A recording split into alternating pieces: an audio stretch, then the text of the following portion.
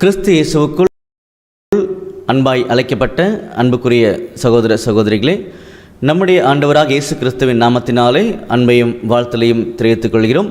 விசேஷமாக இந்த உலகம் எதிர்கொள்ளப் போகும் மகா உபத்திரவத்தின் காலத்தை குறித்ததான ஒரு எச்சரிப்பை தெரிந்து கொள்ளும்படி வந்திருக்கக்கூடிய உங்கள் அனைவருக்கும் நம்முடைய ஆண்டவர் இயேசு கிறிஸ்து நாமத்தினாலே மறுபடியும் அன்பையும் வாழ்த்தலையும் தெரிவித்துக் கொள்கிறோம். மகா உபத்திரம் சொல்லக்கூடிய தலைப்பில் சில விசேஷமான உண்மைகள், அதாவது இனி வரக்கூடிய காலத்தில் அந்த மகா உபத்திரம் எப்படி இருக்கும், யார் பாதிக்கப்படுவாங்க, அதில் யார் அதில் மீள்வார்கள், அந்த ஒரு உபத்திரத்தின் காலப்பகுதி எப்படி இருக்கும், இப்படிப்பட்ட அநேக கேள்விகளை நாம் இந்த ஒரு பாடத்தில் கேட்டு அதனுடைய பதிலில் கண்டுபிடிக்கக்கூடிய ஒரு வாய்ப்புகளை பார்த்திங்கன்னா நம்முடைய ஆண்டவர் இயேசு கிறிஸ்து ஏற்படுத்தி கொடுத்துருக்கார். சரிங்களா? அப்போது இன்றைக்கி உலகத்துக்குள்ளே நம்ம கவனிக்கும் பொழுது இன்றைக்கி இருக்கக்கூடிய சூழ்நிலைகளை பார்த்து அநேகர் என்ன புரிஞ்சுக்கிறதுக்கான வாய்ப்பு இருக்குன்னு சொல்லி பார்த்தீங்கன்னா, இன்றைக்கி மகா உபத்திரம் ஸ்டார்ட் ஆகிடுச்சு அப்படின்னு சொல்லக்கூடிய வாய்ப்பு கூட பார்த்திங்கன்னா அநேகருக்கு இருக்குது. இன்றைக்கி இருக்கக்கூடிய இந்த கோவிட் சிச்சுவேஷன்லாம் பார்த்து கூட இன்னும் கொஞ்சம் நல்லா படித்தவங்க பார்த்திங்கன்னா வேதாமத்தில் படித்தவங்க சில கருத்துக்கள் என்ன பண்ணுறாங்கன்னா பதிவு செய்கிறாங்க. அந்த மகா உபத்திர காலம் இனி வரக்கூடிய காலமாக இருக்குது. ஒரு 3.5 வருஷம் அந்த காலப்பகுதி இருக்கும் அப்படின்னு சொல்கிறாங்க. அதையும் தாண்டி பார்த்தீங்கன்னா இன்னொரு 3 வருஷம் எக்ஸ்ட்ராவாக, ஸோ ஒரு 7 வருஷம் பார்த்தீங்கன்னா இந்த மகா உபத்திரம் இருக்கும். அந்தி கிறிஸ்து அதில் அரசாட்சி பண்ணுவான். மிகவும் ஒரு கொடுமையான ஒரு காலப்பகுதியாக இருக்குன்ற சில கருத்துக்களை கூட பார்த்தீங்கன்னா பதிவு செய்கிறாங்கன்னு சொல்லி கவனிக்கிறோம். சரிங்களா? அன்புக்குரிய சகோதர சகோதரிகளே, நம்முடைய வேதம் இப்போ சொன்ன எந்த கருத்தையும் பார்த்தீங்கன்னா அங்கீகரிக்கவும் இல்லை, சொல்லவும் இல்லைன்ற உண்மைகளை முதல்ல தெரிஞ்சுக்கணும். அப்போ இந்த மகா உபத்திரம் பற்றின அந்த எச்சரிப்பு நம்முடைய வேதாமத்துக்குள்ளே எங்கே எப்படி இருக்குன்றது தான் நமக்கு தெரிய வேண்டிய முக்கியமான பார்த்திங்கன்னா ஒரு உண்மை. நம்ம எல்லாருக்கும் பொதுவான ஒரு காரியம் பார்த்திங்கன்னா வேதாகமம். ஸோ அந்த வேதாகமத்தில் சொல்லப்பட்ட உண்மைகளை தெரிந்து கொள்வது தான் நியாயமான ஒரு விஷயமா இருக்குன்றது எல்லாருக்கும் புரிஞ்சுக்கலாம். காரணம் என்னென்னா, ஒரு வசனம் படிக்கலாம் பாருங்கள். யோவான் 12ஆம் அதிகாரம் 48ஆம் வசனம். யோவான் 12ஆம் அதிகாரம் 48ஆம் வசனம். என்னை தள்ளி என் வார்த்தைகளை ஏற்றுக்கொள்ளாதவனை நியாயம் தீர்க்கிறது ஒன்று இருக்கிறது. நான் சொன்ன வசனமே அவனை கடைசி நாளில் நியாயம் தீர்க்கும். பார்த்தீங்களா? நான் சொன்ன வசனமே கடைசி நாளில் நியாயம் தீர்க்கும் அப்படின்னு சொல்லி பார்த்தீங்கன்னா அங்கே சொல்கிறார். அப்போது நம்முடைய ஆண்டவர் இயேசு கிறிஸ்து வசனத்தில் என்ன எழுதி கொடுத்துருக்கிறாரு, நாம் என்ன புரிஞ்சுக்கிறோம் அப்படின்றது தான் முக்கியமான விஷயங்கள். அவர் வசனத்தில் சொன்ன காரியங்களை நம்ம சரியாக புரிஞ்சுக்கலனா கூட பார்த்தீங்கன்னா நம்மளை அவர் கேள்வி கேட்பான்றதையும் சொல்லி காமிச்சிருக்காரு. சரிங்களா? அப்போ அன்புக்குரிய சகோதர சகோதரிகளே, இந்த மகா உபத்திரத்தின் காலப்பகுதி குறித்து வேதாகமம் நம்ம கொடுக்கக்கூடிய நிறைய உண்மைகள் ஆழமாக இருக்குது. முதல்ல சில இன்ஸ்ட்ரக்ஷனை நான் தெளிவாக சொல்லிடுறேன். இது நிறைய ஸ்டஃப் வேதாகமத்தில் கொடுக்கப்பட்டிருக்குது. ஸோ எல்லா விதமான அந்த வசனங்களையும் எடுத்து படிக்கக்கூடிய சூழ்நிலையில் இருந்தால் கூட நமக்கு டைம் கிடையாது. நமக்கு கொடுக்கப்பட்ட டைமில் எவ்வளோ தூரம் இந்த காரியங்களை சுருக்கமாக புரிய வைக்க முடியுமோ அவ்வளோ தூரம் ஆண்டவர் இயேசு கிறிஸ்துவோட கிருபையினால் நாங்கள் ட்ரை பண்ணுறோம். சரிங்களா?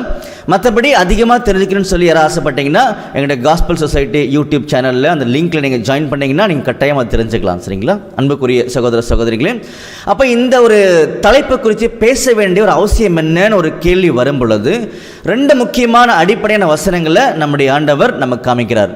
ஒரு வசனம் படிக்கலாமா? உதாரணத்துக்கு பாருங்க, எசேக்கியேல் 3ஆம் அதிகாரம் 17ஆம் வசனம்.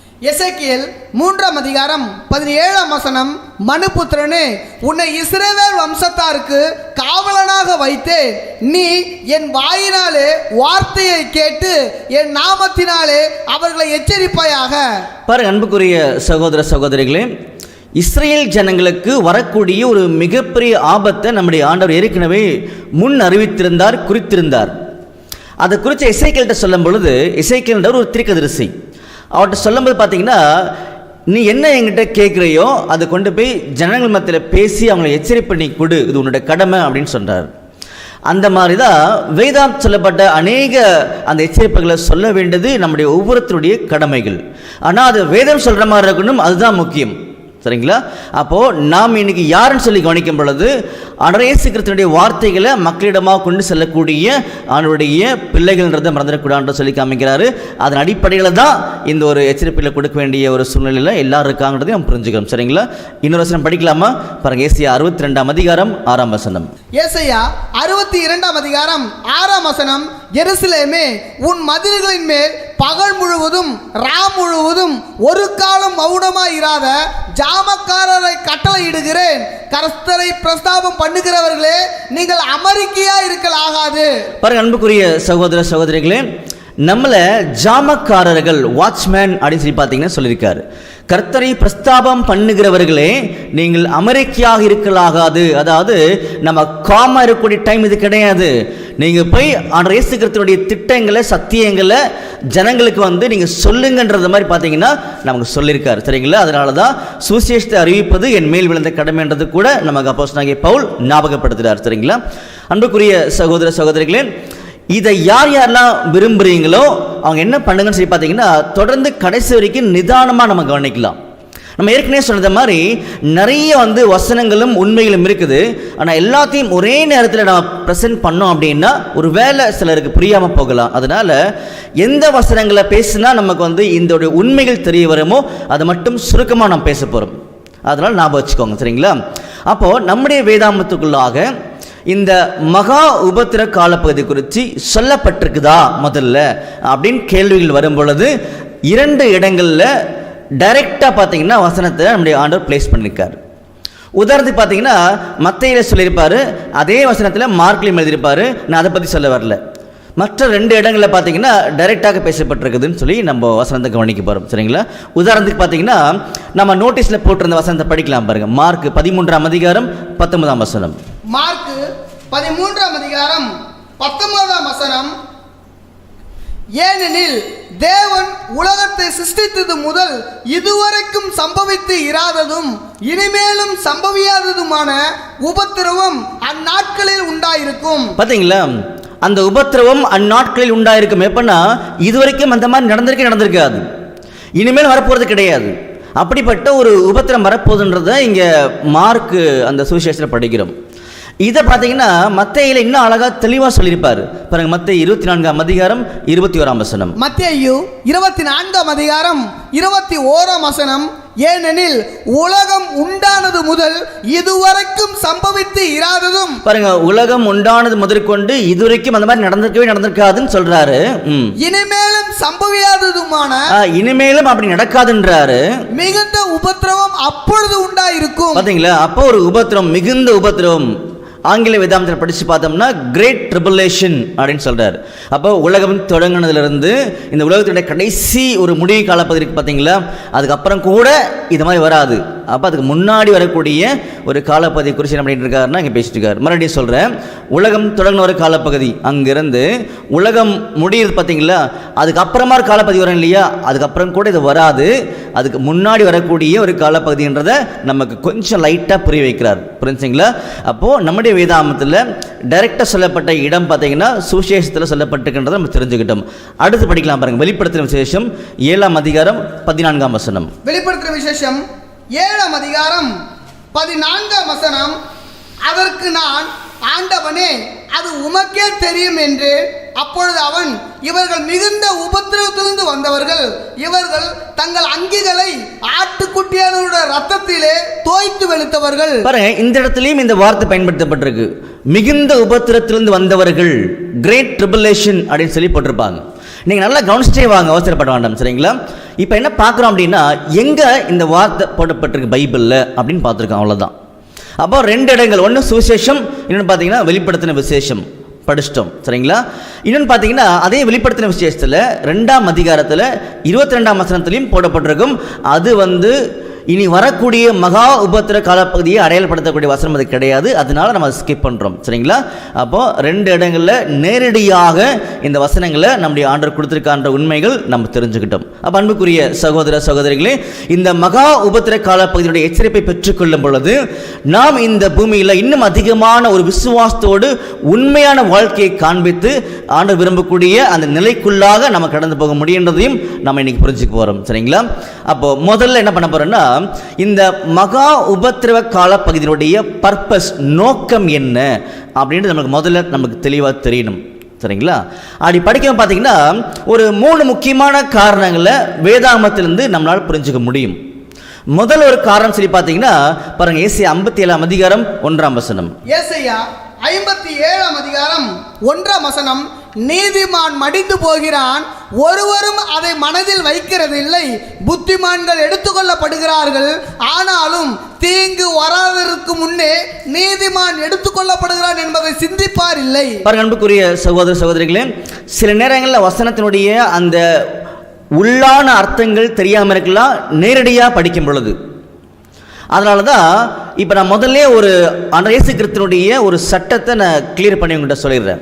லா, அதாவது வேதாந்தத்தில் நம்முடைய ஆண்டு எழுதி கொடுத்துருக்கக்கூடிய ஒவ்வொரு வசனத்தை அணுக வேண்டிய அந்த முறை இருக்கு இல்லையா, மெத்தட், அதை ஒவ்வொருத்தருமே கரெக்டாக புரிஞ்சுக்கிட்டா மட்டும்தான் ஆண்டவராக இயேசு கிறிஸ்துவினுடைய அந்த வார்த்தையினுடைய பொருளை புரிந்து கொள்ள முடியும்.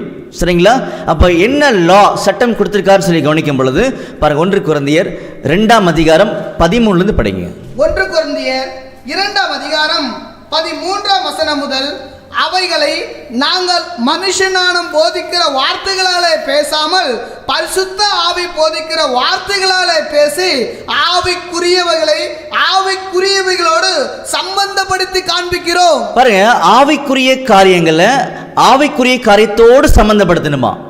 அப்போ ஆவிக்குரிய காரியமாக ஆண்டோட வார்த்தைகளை கையில் எடுத்துட்டு அதை மாம்சத்துக்கூட என்ன பண்ணக்கூடாதுன்னா சம்பந்தப்படுத்தக்கூடாதுன்றதை தெளிவுபடுத்துறாரு. அடுத்தது 14ஆம் வசனம், ஜென்ம சுபாவமான மனுஷனோ, பாருங்க அடுத்த லைன் பாருங்க, ஜென்ம சுபாவம் உள்ள மனுஷன், அதாவது உலகத்தில் இருக்கக்கூடிய எல்லா ஜனங்களுமே ஆண்டவருடைய ஆவிக்குரிய காரியங்களை அவங்களால நிதானிக்க முடியாது, புரிந்து கொள்ள முடியாதுன்றதையும் இங்க சொல்றாரு. படிங்க. ஜென்ம சுபாவமான மனுஷனோ தேவனுடைய ஆவிக்குரியவைகளை ஏற்றுக்கொள்ளான், அவைகள் அவனுக்கு பைத்தியமாக தோன்றும். பாருங்க, நம்முடைய ஆண்டவராக இயேசு கிறிஸ்துவுடைய அந்த உண்மை சத்தியங்கள் ஜென்ம சுபாவமுள்ள மனுஷனுக்கு பைத்தியமாக தோன்றும்ன்றதையும் சொல்லி காமிக்கிறார். காரணம் என்ன? படிங்க. அவைகள் ஆவிக்கேற்ற பிரகாரமாய் ஆராய்ந்து நிதானிக்கப்படுகிறவைகள் ஆனதா. பாத்தீங்களா, ஆவிக்கேற்ற பிரகாரமாய் ஆராய்ந்து நிதானிக்கப்படுகின்றது அப்படின்றார். அவைகளை அறியவும் மாட்டான், அதனால அவங்க அதை தெரிஞ்சுக்க மாட்டாங்கன்னு சொல்லி காமிக்கிறாரு. அப்ப நமக்கு என்ன வேணும்னு சொல்லி பார்த்தீங்கன்னா, ஆண்டவராக இயேசு கிறிஸ்துவினுடைய ஒவ்வொரு வார்த்தையும் ஆவிக்குரிய வகையில் நம்ம அணுகி அதனுடைய பொருளை கண்டுபிடிக்கணுன்றதையும் நமக்கு சொல்லி காமிச்சிருக்காரு. உங்களுக்கு யாராவது ஒருத்தருக்கு வந்து ஒரு உதாரணம் நீங்கள் சொல்லுங்கள் பிரதர் அப்படின்னு நீங்கள் கேட்டிங்கன்னா கூட ஒரு உதாரணத்தை என்ன பண்ணலான்னா நம்ம பகிர்ந்துக்க முடியும். பாருங்க, ஃபார் எக்ஸாம்பிள் வந்து தண்ணீர் அப்படின்னு சொல்லி வேதாந்தத்தில் சொல்லப்பட்டிருந்துச்சு அப்படின்னா நமக்கு உடனே இந்த ஜென்ம சுபாவமுள்ள மனுஷனுக்கு அது எப்படி யோசிக்க தோணும்னு சொல்லி பார்த்தீங்கன்னா நம்ம குடிக்கிற தண்ணீர் அப்படின்னு யோசிக்க தோணும். ஆனால் வேதாந்தத்துக்குள்ள அதுக்கு வந்து அநேக ஆவிக்குரிய அர்த்தங்கள் கொடுக்கப்பட்டிருக்கிறது தான் நம்முடைய இயேசு கிறிஸ்துவினுடைய ஒரு வழிநடத்துதல். அப்போ எப்படி கண்டுபிடிக்கலாம்னு சொல்லி பார்த்தீங்கன்னா பாருங்க, ஃபார் எக்ஸாம்பிள் வெளிப்படுத்துகிற விசேஷத்தில் 17ஆம் அதிகாரத்தில் 15ஆம் வசனம் படிங்க. வெளிப்படுத்துகிற விசேஷம் 17ஆம் அதிகாரம் 15ஆம் வசனம், பின்னும் அவன் என்னை நோக்கி, அந்த வேசி உட்கார்ந்து இருக்கிற தண்ணீர்களை கண்டாயே, அவைகள் ஜனங்களும் கூட்டங்களும் ஜாதிகளும் பாஷைக்காரருமா. பாருங்க, இந்த இடத்துல தண்ணீரை வந்து ஜனங்களுக்கு ஒப்பிட்டு பேசிட்டார். இதான் ஆவிக்கிற வகையில் நிதானிக்கக்கூடிய அர்த்தம், பொருள். சரிங்களா? இதே மாதிரி பார்த்தீங்கன்னா இன்னொரு இடத்துல, அதாவது யோவான் 4ஆம் அதிகாரம் 14ஆம் வசனத்தில் நீங்கள் படித்து பாருங்க. அதில் படித்து பார்க்கும்போது தண்ணீரை வந்து ஆண்டவராக இயேசு கிறிஸ்துவினுடைய வார்த்தைகளுக்கு ஒப்பிட்டு பேசியிருப்பார். அதே மாதிரி பார்த்தீங்கன்னா ஏசாயாவில் 57ஆம் அதிகாரத்தில் 20ஆம் வசனம் நீங்கள் படித்து பார்த்தீங்கன்னா தண்ணீரை வந்து துன்மார்க்கருக்கு ஒப்பிட்டு பேசியிருப்பார். இப்படி பல இடங்களில் பல அர்த்தங்கள் வந்து வசனம் கொடுக்கும். அப்போது ஆண்டவராக இயேசு கிறிஸ்துவுடைய பிள்ளைகள் அதை ஆவிக்கேற்ற வகையில் நிதானிக்கின்றதான் சொல்லி காமிக்கிறாரு. இது உதாரணம். அப்போ இதன் அடிப்படையில் நம்முடைய ஆண்டவர் சொல்லக்கூடிய ஒவ்வொரு வார்த்தையும் திட்டங்களும் ஆவிக்கேற்ற வகையில் பார்த்தாதான் பொருள் புரியும். அப்போ தான் நம்முடைய வாழ்க்கைகள் அவர் விரும்புகிற மாதிரி இருக்கின்றதுக்கு இதெல்லாம் சின்ன சின்ன உதாரணங்கள். இப்போ நம்ம பாடத்துக்குள்ளே வந்துடலாம். அப்போது இந்த மகா உபத்திரவ காலத்தினுடைய நோக்கம் என்னன்னு சொல்லி கவனிக்கும் பொழுது 3 முக்கியமான காரணங்களை வேதாந்தம் எடுக்க முடியும். அதை முதல்ல நம்ம படித்தோம். ஏசாயா 57ஆம் அதிகாரம் 1ஆம் வசனம் படிங்க மறுபடியும். ஏசாயா 57ஆம் அதிகாரம் 1ஆம் வசனம், நீதிமான் மடிந்து போகிறான், ஒருவரும் அதை மனதில் வைக்கிறது இல்லை. புத்திமான்கள் எடுத்துக்கொள்ளப்படுகிறார்கள், ஆனாலும் தீங்கு வராததற்கு முன்னே நீதிமான் எடுத்துக்கொள்ளப்படுகிறான் என்பதை சிந்திப்பார் இல்லை. பாருங்க, ஆனாலும் தீங்கு வருவதற்கு முன்பாக யார் எடுத்துக்கொள்ளப்படுறாங்களா? நீதிமான் எடுத்துக்கொள்ளப்படுறாங்கன்னு சொல்லி காமிக்கிறார். தீங்கு வராதுக்கு முன்னாடி சொல்லி பார்த்தீங்கன்னா தீங்கு அவங்கள அணுகிறதுக்கு முன்னாடி அவங்க எடுத்துக்கொள்ளப்படுவார்கள்ன்றதான் அங்கே சொல்லப்பட்ட பொருள். அதை நம்ம அழகாக புரிஞ்சுக்கலாம், நீங்கள் கவலைப்பட வேண்டாம். நம்பர் 1 சரிங்களா? அடுத்து பார்க்கும் பொழுது இந்த மகா உபத்திரவத்தின் காலப்பகுதியின் நோக்கம் என்ன, ரெண்டாவது நோக்கம் என்னன்னு சொல்லி கவனிக்கும் பொழுது, நம்முடைய ஆண்டவராக இயேசு கிறிஸ்துவை தெரிந்து கொண்டு ஏற்றுக்கொண்டு அவர் விரும்பினது மாதிரியே ஒரு வாழ்க்கையை நம்ம வாழ்ந்து அந்த அழைப்புக்கு தகுந்த மாதிரி வாழ்ந்து பரலோகத்துக்குள்ளே போகலாம் அப்படின்னு வந்த ஆண்டவர் இயேசு கிறிஸ்துவுடைய பிள்ளைகள் அவங்க ஏற்றுக்கொண்டது மாதிரி வாழ முடியாமல் இருக்கிறாங்க இல்லையா, அவங்கள பரிபூர்ணப்படுத்துவதற்காக இந்த காலப்பகுதின்னு சொல்லி காமிக்கிறார். இதுவும் ரொம்ப ஆழமான விஷயங்கள் இருக்குது பாருங்க. உதாரணத்துக்கு இதுதான் மகா உபத்திரத்தின் காலப்பகுதி வச்சுக்கோங்க, சரிங்களா? இந்த காலப்பகுதியில் யார் யாரெல்லாம் இந்த மாதிரி இருக்காங்களோ, எந்த மாதிரி ஆண்டவர் இயேசு கிறிஸ்துவை தெரிந்து கொண்டு புரிந்து கொண்டு வந்தவங்க, அவர் மாதிரியே வாழ்றன்னு சொல்லி வந்தவங்க வாழ முடியாமல் இருக்கிறாங்க இல்லையா, அவங்களும் இந்த காலம் வரும்போது அங்கே இருந்தாங்க அப்படின்னா அவங்களையும் பரிபூர்ணப்படுத்தி பரலோகத்துக்கு கொண்டு போவது அவருடைய நோக்கம்ன்றதை மறந்துடக்கூடாது. புரிஞ்சுங்களா? அப்படின்னா ஆண்டவரை இயேசு கிறிஸ்துவை ஏற்றுக்கொண்டவங்க காலங்காலமாக இருக்கிறாங்க. ஆனால் மகா உபத்திரம் சொல்லுவது பார்த்தீங்கன்னா இந்த உலகத்தினுடைய முடிவு காலப்பகுதியில் வரக்கூடிய ஒரு காலப்பகுதி. அந்த காலப்பகுதியிலையும் ஆண்டவர் ஏற்றுக்கொண்ட பிள்ளைகள் அவர் மாதிரி வாழ முடியாமல் இருந்தாங்க அப்படின்னா அவங்களையும் அந்த உபத்திரத்துக்குள்ள அவர் தள்ளி அவங்கள பூர்ணப்படுத்தி பரலோகத்துக்கு கூட்டு போன்றதான் சொல்லப்பட்ட சத்தியம். படிக்கலாமா? பாருங்க, வெளிப்படுத்தின விசேஷத்தில் 7ஆம் அதிகாரத்தில் 14ஆம் வசனம். வெளிப்படுத்தின விசேஷம் 7ஆம் அதிகாரம் 14ஆம் வசனம். அதற்கு நான், ஆண்டவனே அது உமக்கே தெரியும் என்றேன். அப்பொழுது அவன், இவர்கள் மிகுந்த உபத்திரவத்திலிருந்து வந்தவர்கள், இவர்கள் தங்கள் அங்கிகளை ஆட்டுக்குட்டியாளருடைய ரத்தத்திலே தோய்த்து வெளுத்தவர்கள். பாருங்க, இது ரெண்டாவது முக்கியமான ஒரு காரணன்றதை படிச்சிருக்கோம். இன்னும் விளக்கத்துக்குள்ள நம்ம போகல, நம்ம போக போறோம். அப்போ ரெண்டு காரணங்கள் நம்ம தெளிவுபடுத்திட்டார்.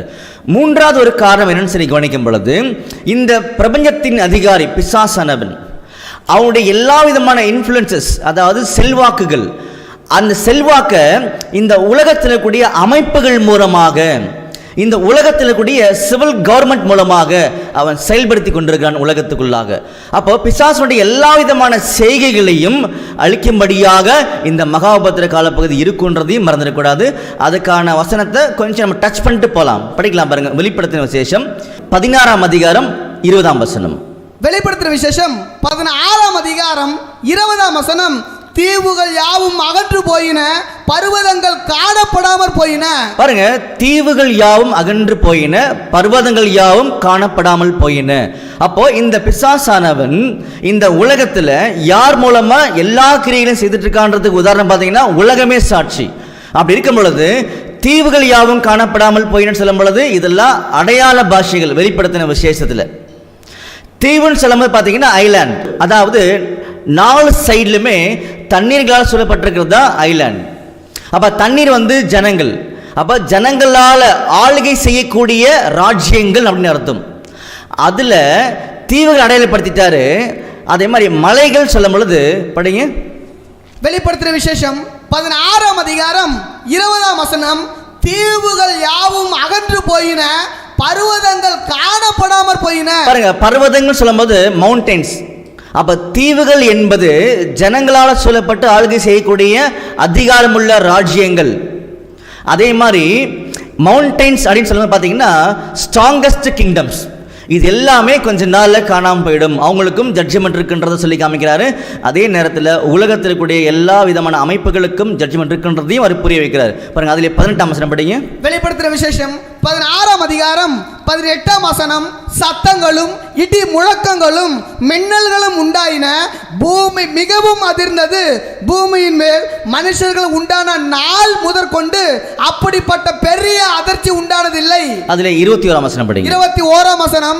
தாளந்து நிறையான பெரிய கல்மழையும் வானத்திலிருந்து மனுஷர் மேல் விழுந்தது, அந்த கல்மழையினால் உண்டான வாதையின் நிமித்தம் மனுஷர்கள் தேவனை தூஷித்தார்கள். அன்புக்குரிய சகோதர சகோதரிகளே, இதெல்லாம் பார்த்தீங்கன்னா இந்த மகா உபத்திரத்தின் காலத்தில் நடக்கக்கூடிய அந்த வேதனைகள், ஜட்ஜ்மெண்ட்டு, அழிவுகள்ன்றதை அடையாளப்படுத்தி காமிக்கிறாங்க. சில பேருக்கு உடனே ஒரு கேள்வி வரும் மைண்டில், நமக்கு ஏன் இவ்வளோ டீப்பாக ஆழமாக இதெல்லாம் நம்ம தெரிஞ்சுக்கணும். முதல்ல நம்முடைய இயேசு கிறிஸ்து நமக்கு அன்பின் பாதைகளை காமிச்சிருக்காரு. அந்த அன்பின் பாதைகளை தெரிந்து கொண்டு அப்படியே நம்ம வாழ்ந்தாவே போதும் இல்லை, பரலோகம் போயிடலாம் இல்லை அப்படின்னு கூட நம்ம யோசிக்கலாம் இல்லையா? அன்புக்குரிய சகோதரர்களே, நம்ம எல்லாருமே இந்த ஒரு தருணத்தில் புரிந்து கொள்ள வேண்டிய முக்கியமான விஷயம் பார்த்தீங்கன்னா, அப்படி முடியவே முடியாது, பரலோகத்துக்கு போக முடியாது. காரணம் என்னன்னா, நாம இந்த உலகத்தை ஜெயிக்கணும் அப்படின்னா பாருங்க, 1 யோவான் 5ஆம் அதிகாரம் 4ஆம் வசனம் படிக்கலாம். 1 யோவான் 5ஆம் அதிகாரம் 4ஆம் வசனம், தேவனால் பிறப்பது எல்லாம் உலகத்தை ஜெயிக்கும், நம்முடைய விசுவாசமே உலகத்தை ஜெயிக்கிற ஜெயம். பாத்தீங்களா, நம்முடைய விசுவாசமே உலகத்தை ஜெயிக்கிற ஜெயம். அப்ப விசுவாசம் இருந்தா மட்டுமே உலகத்தை ஜெயிக்க முடியும். அப்ப அந்த விசுவாசம் நம்மளுக்கு எப்படி வரும் பாருங்க, ரோமர்ல 10ஆம் அதிகாரத்துல 17ஆம் வசனம் படிங்க. ரோமர் 10ஆம் அதிகாரம் 17ஆம் வசனம், ஆதலால் விசுவாசம் கேள்வியினாலே வரும். பாருங்க, ஆதலால் விசுவாசம் கேள்வியினாலே வரும். பை ஹியரிங், கேள்வி கேட்கறது கிடையாது, பை ஹியரிங்.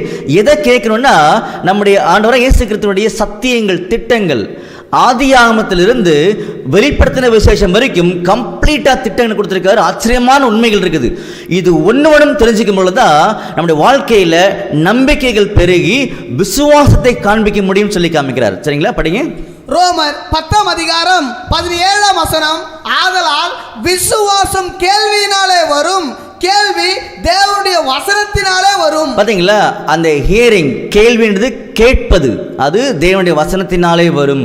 அப்போ நமக்கு விசுவாசம் இருந்தா மட்டுமே நாம் உலகத்தை ஜெயிக்க முடியுன்றத நம்முடைய ஆண்டவர் தெளிவாக கோட் பண்ணி காமிச்சிருக்காரு. சரிங்களா, அதனாலதான் நம்முடைய ஆண்டவர் இயேசு கிறிஸ்துவுடைய ஆழமான சத்தியங்கள் தெரிந்து கொள்ள வேண்டிய கட்டாயமான சூழ்நிலையில நம்ம ஒவ்வொருத்தருமே இருக்கின்றதை மறந்துடக்கூடாது.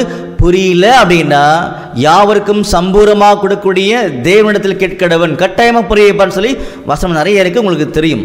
அப்போ ஆண்டவரே எங்களுக்கு ஞானம் கொடுங்க ஆண்டவரே கேட்டீங்க அப்படின்னா அவர் கட்டாயம் கொடுப்பாரு, அதை தெரிந்து கொண்டு வாழ முடியும். அதனால தான் இந்த மாதிரி இந்த ஆழமான சத்தியங்களை தெரிந்து கொள்ள வேண்டிய சூழ்நிலைக்குள்ளாக இருக்கிறோன்றதையும் மறந்துடக்கூடாது. அப்போ அன்புக்குரிய சகோதர சகோதரிகளே, 3வது முக்கியமான காரணத்துக்குள்ளாக நம்ம வரும் பொழுது, இந்த பிசாசுடைய செய்கைகள் இந்த உலகத்தில் அவனுடைய அமைப்புகள் மூலமாக, சிவில் கவர்மெண்ட் மூலமாக இருக்குதுன்னு சொல்லக்கூடிய காரியம் நம்ம தெரிஞ்சுக்கிட்டோம். அதே நேரத்தில் பார்த்தீங்கன்னா, இந்த உலக ஜனங்கள் நம்முடைய ஆண்டவர் இயேசு கிறிஸ்துவை இன்னும் அதிகமாக விரும்பக்கூடிய வகையில், அவருடைய ராஜ்யத்தை எதிர்பார்க்கக்கூடிய வகையில் இந்த காலம் இருக்குன்றதையும் நம்ம மறந்துடக்கூடாது. உதாரணத்துக்கு பார்த்தீங்கன்னா பாருங்க, எசேக்கியேல் 38ஆம் அதிகாரம் 23ஆம் வசனம். எசேக்கியேல் 38ஆம் அதிகாரம் 23ஆம் வசனம், இவ்விதமாய் நான் அநேக ஜாதிகளின் கண்களுக்கு முன்பாக என் மகத்துவத்தையும் என் பரிசுத்தத்தையும் விளங்க பண்ணி அறியப்படுவேன், அப்பொழுது நான் கர்த்தர் என்று அறிந்து கொள்வார்கள். பாருங்க, இந்த மகா உபத்திரத்தின் கால பகுதியில் நான் கர்த்தர் என்று அறிந்து கொள்வார்கள், அந்த சூழ்நிலையும் இதில் உருவாகும்.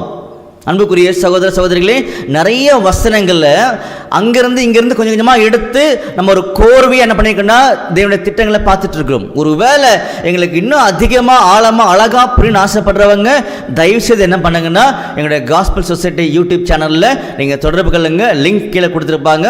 அதில் இணையும் பொழுது அதற்கான அருமையான சத்தியங்களை உங்களுக்கு நேரடியாகவே சகோதரர் என்ன பண்ணுவாங்கன்னா எடுப்பாங்கன்றதை ஞாபகப்படுத்துகிற இந்த டைமில். சரிங்களா, அடுத்து பாருங்க, எதுக்காக பார்க்க போகிறோன்றதை நம்ம ஒவ்வொரு டைம் கனெக்ட் பண்ணிட்டே வரலாம், நீங்கள் கவலைப்பட வேண்டாம்.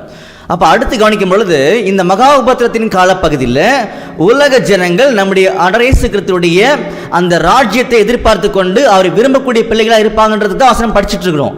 அதில் இன்னொரு வசனம் படிக்க போகிறோம் பாருங்க, சகரியா 14ஆம் அதிகாரம் 16ஆம் வசனம். சகரியா 14ஆம் அதிகாரம் 16ஆம் வசனம், பின்பு எருசலேமுக்கு விரோதமாய் வந்திருந்த எல்லா ஜாதிகளிலும் மீதியான யாவரும் சேனைகளின் கர்த்தராகிய ராஜாவை தொழுது கொள்ளும்படிக்கும் கூடார பண்டிகையை ஆசரிக்கும்படிக்கும். பாருங்க, எருசலேமுக்கு எதிராக வரக்கூடிய யுத்தம் தான் அர்மகதன் யுத்தம். அந்த டைம்ல தான் மகா உபத்திரத்தின் காலப்பகுதி இந்த பூமியில தொடங்க ஆரம்பிக்கும். அப்போ அந்த யுத்தத்தினுடைய முடிவில் எல்லா ஜனங்களும் ராஜாவை கனம் பண்ணும்படியாக வருவாங்கன்றதையும் இவங்க சொல்லி காமிக்கிறாங்க. அப்போ 3 முக்கியமான நோக்கங்கள், பர்பஸ் நாம ஓவரலாக எடுத்திருக்கோம் பைபிள்ல இருந்து. சரிங்களா, முதல்ல இந்த மகா உபத்திரத்தின் காலப்பகுதியுடைய பிகினிங் டைம்ல உபத்திரவம் ஆண்டவரை உண்மையா நேசித்து அவரை மாதிரி வாழக்கூடிய பிள்ளைகளை அணுகாது, அணுகிறதுக்கு முன்னாடி எடுத்துக்கொள்ளப்படுவார்கள்ன்றதை நம்ம கவனிக்கிற வசனத்தில் டீட்டெயிலாக பார்க்க போகிறோம். 1. 2வது பார்த்தீங்கன்னா, அவர் மாதிரி வாழ்றன்னு சொல்லி வாழ முடியாதவங்களில் உபத்திரத்துக்குள்ள ஆண்டு கொண்டு போறாரு. ஏன்னா அவங்க பரிபூர்ணம் அடைய வேண்டும். அப்போதான் எங்கே போக முடியும்? பரலோகத்தில் போக முடியுமே தவிர ஆண்டவர் இயேசு கிறிஸ்துவுடைய பெயரை தெரிந்து கொண்டால், அது உச்சரித்தால், மனசில் நினைச்சோம்னா எங்க போக முடியாதுன்னா பரலோகம் போக முடியாது. வாழ்ந்தால்தான் முடியும். அப்போ வாழ வச்சு என்ன பண்ணுவார்னா பரலோகம் கூட்டிட்டு போவார். ரெண்டாவது பர்பஸ். மூன்றாவது பார்த்தீங்கன்னா இந்த உலகம், அதில் கூடிய மக்கள், அந்த ராஜ்யங்கள், அந்த அமைப்புகள், இது எல்லாத்தையும் பார்த்தீங்கன்னா அவர் அவருடைய திட்டத்துக்குள்ளாக கொண்டு பனிஷ்மெண்ட் கொடுத்து ஆண்டவர் இயேசு கிறிஸ்துவுடைய ராஜ்யத்தை எதிர்பார்க்கக்கூடிய வகையில் அதை கொண்டு போவார். அதுக்கும் இந்த மகா உபத்திரத்தின் காலப்பகுதி தேவைப்படுகின்றதை நமக்கு சொல்லி காமிச்சிருக்காரு. சரிங்களா? நீங்கள் ஜஸ்ட் கேட்டிருக்கீங்க, அப்படியே மைண்டில் வச்சுக்கோங்க. இப்போ என்ன பண்ண போகிறோன்னா, இந்த மகா உபத்திரத்தின் காலப்பகுதி எப்படி இருக்கும், அது எப்போ வரும், யார் அதில் பாதிக்கப்படுவாங்க, யார் மீட்கப்படுவார்கள் அப்படின்ற காரியங்களை பார்த்து இந்த பாடத்தை நம்ம சுருக்கமாக முடிக்க போகிறோம். சரிங்களா? ஏன்னா இதை ஒரு 5 hours பேசணும் சப்ஜெக்டை. ஆனால் அவ்வளோ டைம் நமக்கு இல்லை. உங்களை யாராவது கேட்பீங்கன்னு சொன்னீங்கன்னா நாங்கள் பேசுறதுக்கு ரெடியாக இருக்கும். ஆனால் இயேசு கிறிஸ்துவோட கிருபையினால். சரிங்களா? ஓகே, என்ன பண்ண போகிறோன்னா, இந்த காரியங்களை கண்டுபிடிக்கிறதுக்காக, எந்த காரியங்களை, முன்னாடி சொன்ன காரியங்களை, இந்த மகா உபத்திரத்தின் காலப்பகுதி எப்படி இருக்கும், யார் மீட்கப்படுவார்கள், யார் விழுவார்கள், அப்படிப்பட்ட காரியங்களில் அந்த டைம் வந்துச்சுன்னா சூழ்நிலை எப்படி இருக்கும், இதெல்லாம் கண்டுபிடிக்கிறதுக்கு முன்னாடி 3 முக்கியமான ஒரு லேயர் தெரிஞ்சுக்க வேண்டிய அவசியத்தில் நம்ம இருக்கிறோம். 3 முக்கியமான படிநிலைகள் நமக்கு தெரிஞ்சுக்கணும். என்னது அப்படின்னு சொல்லி கேட்டிங்கன்னா, ப்ரீ ட்ரிபுலேஷன், அதாவது இந்த மகா உபத்திரத்தின் காலப்பகுதி இருக்கு இல்லையா, அதுக்கு முந்தைய காலப்பகுதி 1. ரெண்டாவது பார்த்தீங்கன்னா மகா உபத்திர காலப்பகுதி. 3வது அது முடிஞ்சு வரக்கூடிய காலப்பகுதி. அப்போ ப்ரீ ட்ரிபுலேஷன் முந்தைய காலப்பகுதி, ட்ரிபுலேஷன் பீரியட் உபத்திரத்தின் காலப்பகுதி, போஸ்ட் ட்ரிபுலேஷன் புரிஞ்சுங்களா, அதுக்கு பின்னாடி வரக்கூடிய காலப்பகுதி. இந்த 3மே ஓரளவுக்கு மைண்டில் வந்துச்சு அப்படின்னா நடுவில் இருக்கக்கூடிய அந்த மகா உபத்திரத்தின் காலப்பகுதி நம்மளை ஈஸியாக புரிய ஆரம்பிக்கும். புரிஞ்சுங்களா நான் சொல்கிறது உங்களுக்கு? ஓகே, அப்படின்னா இந்த ப்ரீ ட்ரிபுலேஷன் மகா உபத்திரத்தின் காலப்பகுதிக்கு முன்னாடி இருக்கக்கூடிய காலப்பகுதி எப்படி இருக்குன்றது நம்ம தெரிஞ்சுக்கணும். அன்புக்குரிய சகோதரர்களே, ஒரு உண்மையை உங்ககிட்ட நாங்கள் பகிர்ந்து கொள்கிறோம். உண்மையை அதை டீட்டெயிலாக பார்க்க போகிறதில்ல. இந்த காலப்பகுதி துல்லியமாக தொடங்கக்கூடிய வருடங்களையும் நம்முடைய ஆண்டவர் வேதாமத்துக்குள்ள அழகாக இன்டைரக்டாக சொல்லி வச்சிருக்கார். அது பார்க்கறதுக்கான டைம் கிடையாது. பட் சூழ்நிலைகளை நம்ம கவனிச்சிருவோம், மறந்துடக்கூடாது. சரிங்களா? அப்போது இந்த ப்ரீ ட்ரிபுலேஷன் மகா உபத்திரத்தின் காலப்பகுதிக்கு முன்னாடி காலப்பகுதி எப்படி இருக்குன்றதை நம்ம தெரிஞ்சுக்க போகிறோம். ஏன்னா இன்னைக்கு நம்முடைய ஆண்டவர் உலகத்தில் உள்ள எல்லாரையும் நேசிக்கிறார். நமக்கு எல்லாருக்கும் நல்லாவே தெரியும். உலகத்தின் பாவத்தை சுமந்து தீர்க்கிற தேவாட்டுக்குட்டின்றது எல்லாருக்கும் தெரியும். அதனால தான் இந்த உலகத்தில் அவர் கட்டாயமாக பிசாசுடைய செய்கைகளை அழிச்சே ஆகணும். அப்போ உலகம் மிகப்பெரிய இந்த அழிவுகளை சந்திச்சே ஆகணும். ஆனாலும் ஆண்டவர் நமக்கு அதிகமான கிருபையை கொடுத்திருக்கிறதால இந்த சுவிசேஷத்தை வெளியே சொல்லும் பொழுது அதை யார் யாரெல்லாம் தெரிந்து கொண்டு ஆண்டவர் இயேசு கிறிஸ்துவுக்கு பின்னாடி போறாங்களோ அவர்கள் இந்த மகா உபத்திரத்திலிருந்து மீட்கப்படுவதற்கான வாய்ப்புகளை பெறுவார்கள் அப்படின்ற ஒரு வாய்ப்பையும் ஆண்டவர் கொடுத்திருக்கான்றதை மறந்துடக்கூடாது. சரிங்களா? அப்போ இந்த ப்ரீ ட்ரிபுலேஷன் எப்படி இருக்குன்றதை நம்ம கவனிக்க போகிறோம். இப்போ இன்னைக்கு நாம் இருக்கிறோம். இன்னைக்கு உலகத்துக்கு நிறைய பிரச்சனைகள், கோவிட் மாதிரி நிறைய பிரச்சனைகள் இருக்குது. இதெல்லாம் மகா உபத்திரத்தின் காலப்பகுதி இருக்குமா அப்படின்னு சொல்லி பார்த்தீங்கன்னா கட்டாயமே கிடையாது. வேதம் எந்த இடத்துலையுமே இதை அங்கீகரிக்கவே கிடையாது. ஆனால் நல்லா கவனிச்சு வாங்க, இந்த இடத்துல இதுக்கு முந்தைய காலப்பகுதி எப்படி இருக்குன்னு சொல்லி பார்த்தீங்கன்னா, இந்த உலகத்துக்குள்ள நிறைய பிரச்சனைகள் இருக்கும். அது காலங்காலமாக இருக்குது, எல்லாருக்குமே தெரியும். ஆனால் பிரச்சனைகளை ஒவ்வொரு டைமிலும் உலகம் சந்திக்கும் பொழுது அதை சரி பண்ணிடுது உலகம், எல்லாருக்கும் தெரியும். மக்கள் எப்படி அட்ஜஸ்ட் பண்ணி வாழ்ந்து என்ன பண்ணுறாங்கன்னா போயிடுறாங்க. ஆனால் மகா உபத்திரத்துக்கு முன்னாடி கூடிய காலப்பகுதியில் பிரச்சனைகள் ரொம்ப அதிகமாக இருக்கும். உலகம் அந்த பிரச்சனையை எதிர்கொள்ள முடியாது. உலகம் அந்த பிரச்சனையை சரி செய்ய முடியாது. உலகம் அந்த பிரச்சனையை ஈடு செய்யவே முடியாது. எந்த மனுஷன் என்ன பண்ண முடியாதுன்னா அந்த காலப்பகுதிக்குள்ளே இருக்கும் பொழுது அதை அவங்க சகிக்க முடியாத சூழ்நிலையாக இருக்கும். அதுதான் இந்த ப்ரீ கண்டிஷன் நிலைமைன்னு சொல்லக்கூடிய நிலைமைகள். இது வேதாமத்தில் எங்கே சொல்லப்பட்டிருக்குது அப்படின்னு சொல்லி கவனிக்கும் பொழுது அப்போஸ்தலனாகிய பவுல் நமக்கு தெரியும் இருக்கார் இல்லையா, அவருடைய பிரயாணங்கள் பார்த்தீங்கன்னா நமக்கு வேதாகமத்தில் ரெக்கார்ட் பண்ணி கொடுத்துருக்காரு. அதில் 3 பிரயாணங்களை ரொம்ப அருமையான ஊழியங்கள் செய்வார்.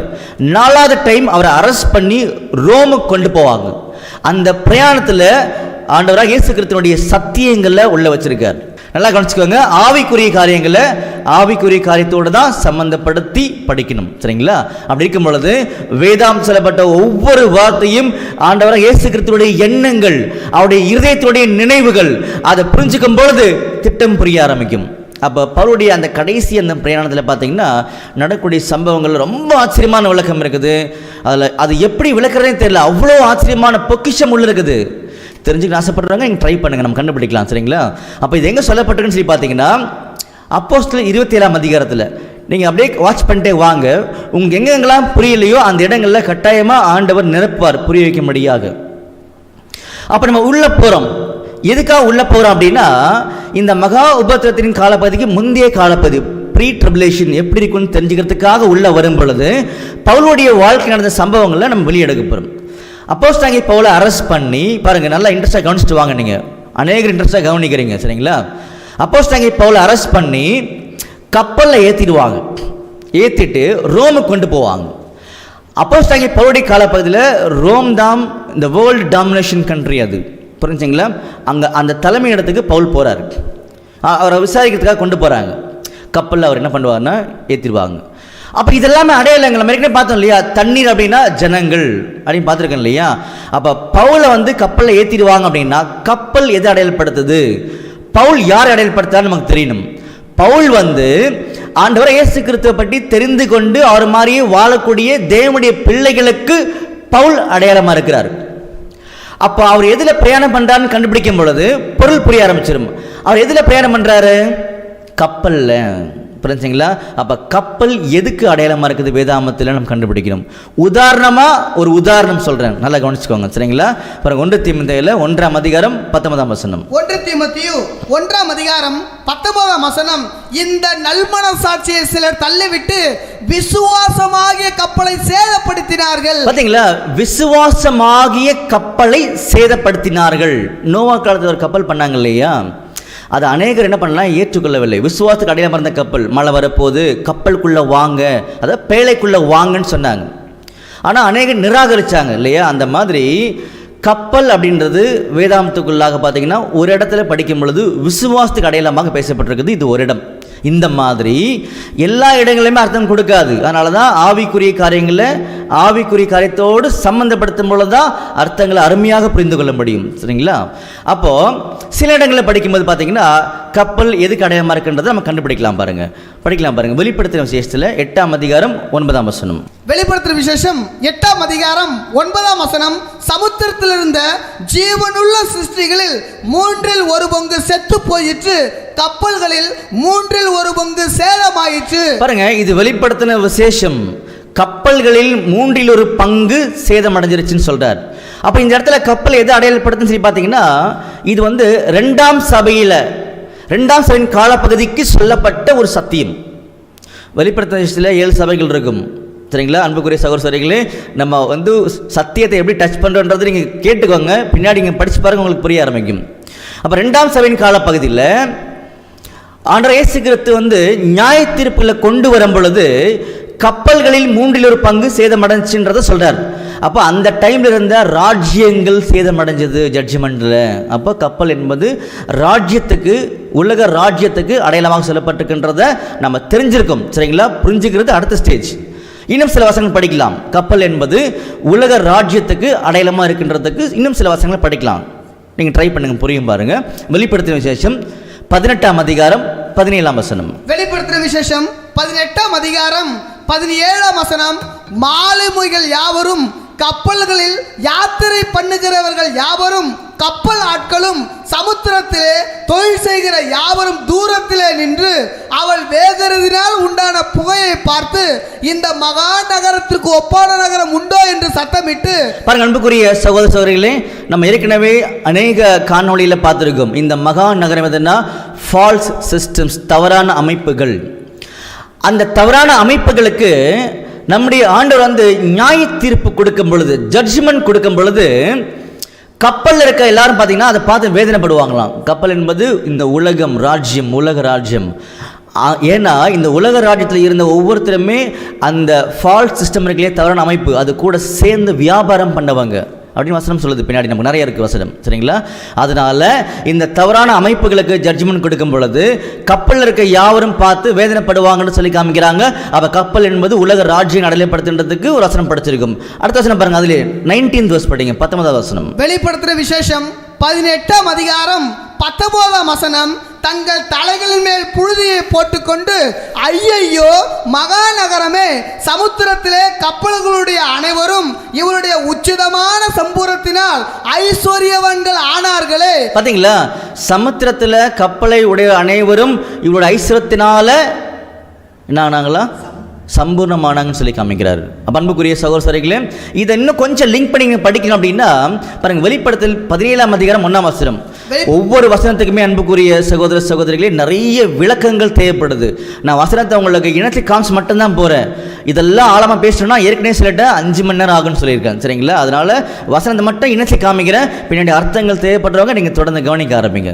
அப்போ வெளிப்படுத்தல் 17:1 கவனிக்கும் பொழுது அந்த மகா வேசி, அதான் ஃபால்ஸ் சிஸ்டம், அது கூட சேர்க்கிறவங்க, அது கூட சேர்றவங்க யாருன்னு சொல்லி பார்த்தீங்கன்னா இந்த பூமியில இருந்து ஆளுகை செய்யக்கூடிய ராஜாக்கள், அதாவது ராஜ்யத்தினுடைய தலைவர்கள், அவங்கள பத்தி தான் 19ஆம் வசனம். எந்த 19? வெளிப்படுத்தல் 18:19 சொல்லப்பட்டிருக்கு. இப்போ நீங்க லிங்க் பண்ணி படிங்க, உங்களுக்கு புரியும். பாருங்க, படிங்க. வெளிப்படுத்தின விசேஷம் 18ஆம் அதிகாரம் 19ஆம் வசனம்.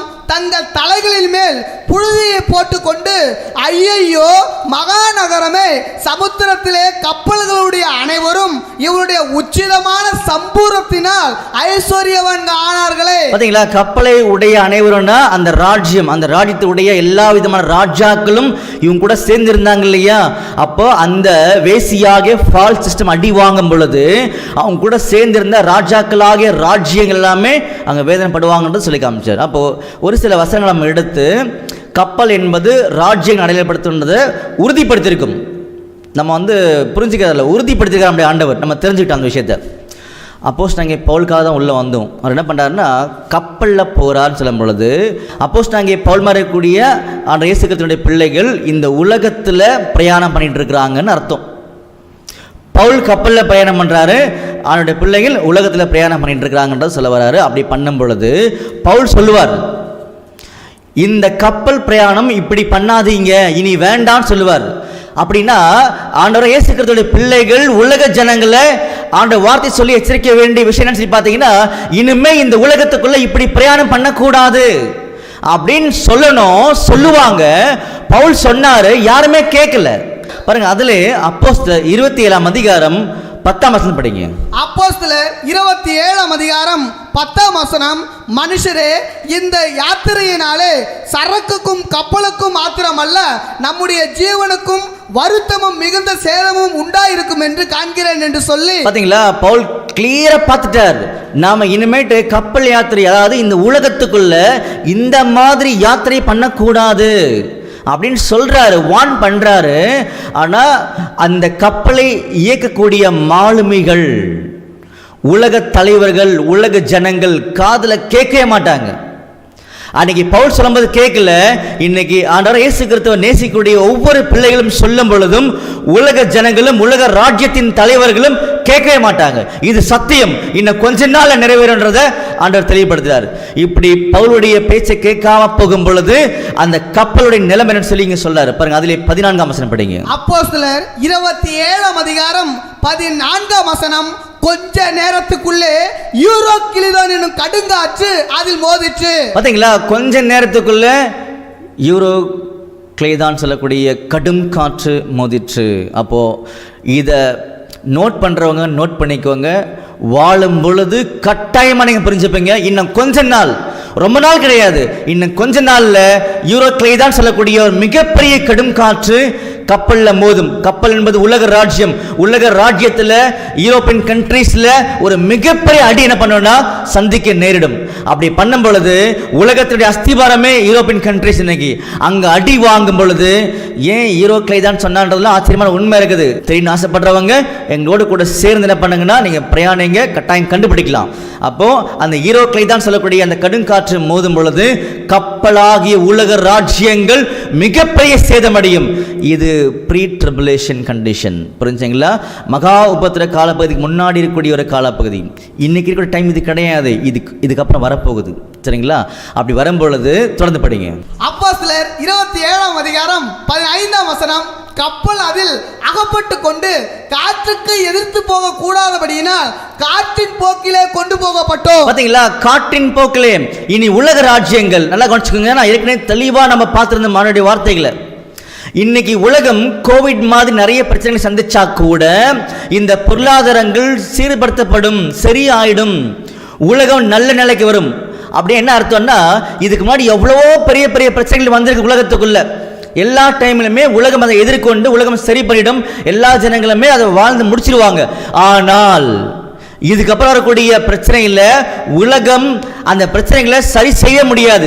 உலகத்தில் எந்த பாலிசியுமே எந்த அரசாங்கம் போட்டாலுமே அது ஆண்டவர் இயேசு கிறிஸ்து அங்கீகரிக்க மாட்டார். காரணம் என்னன்னா, கப்பல் அதோடைய திசையில் இப்போ போகலை. புரியுதுங்களா? காற்று எப்படி கொண்டு போகுதோ இனி உலகம் அப்படிதான் போயாருன்றத ஆண்டவர் சொல்றார். அப்படி போகும் பொழுது நிலைமை என்னன்றத 19ஆம் வசனத்துல சொல்றார். படிங்க. அப்போஸ்தலர் 27ஆம் அதிகாரம் 19ஆம் வசனம். 3ஆம் நாளிலே கப்பலின் தளவாடங்களை எங்கள் கைகளினால எடுத்து எறிந்தோம். பாத்தீங்களா, 3ஆம் நாளில கப்பலுடைய தளவாடங்களை, அதாவது கப்பலை இயக்கக்கூடிய எல்லா விதமான வெசல்ஸ் தூக்கி எங்கே போட்டுருவாங்களாம், வெளியே போட்டுருவாங்க. அப்படின்னு அர்த்தம்னா, கப்பலாகிய உலக ராஜ்யத்தில் கூடிய உலக தலைவர்கள் அது இயக்கக்கூடிய எல்லா விதமான திட்டங்கள், பாலிசிஸ் இல்லையா, கொள்கைகள் எல்லாத்தையும் தூக்கி வெளியில் போட்டுருவாங்க. இதெல்லாம் நம்மளுக்கு பிரச்சனைப்படாது. அப்படி போட்டால் கூட பிரச்சனை சரியாகாது. தொடர்ந்து படிங்க. 20ஆம் வசனம். அநேக நாளாய் சூரியனாவது நட்சத்திரங்களையாவது காணப்படாமல் மிகுந்த பெருங்காற்று மழையும் அடித்து கொண்டிருந்த. பாருங்க, அநேக நாள் சூரியனாவது நட்சத்திரமாவது காணப்படாமல். அப்போ அதெல்லாம் ஸ்டார்ஸ்.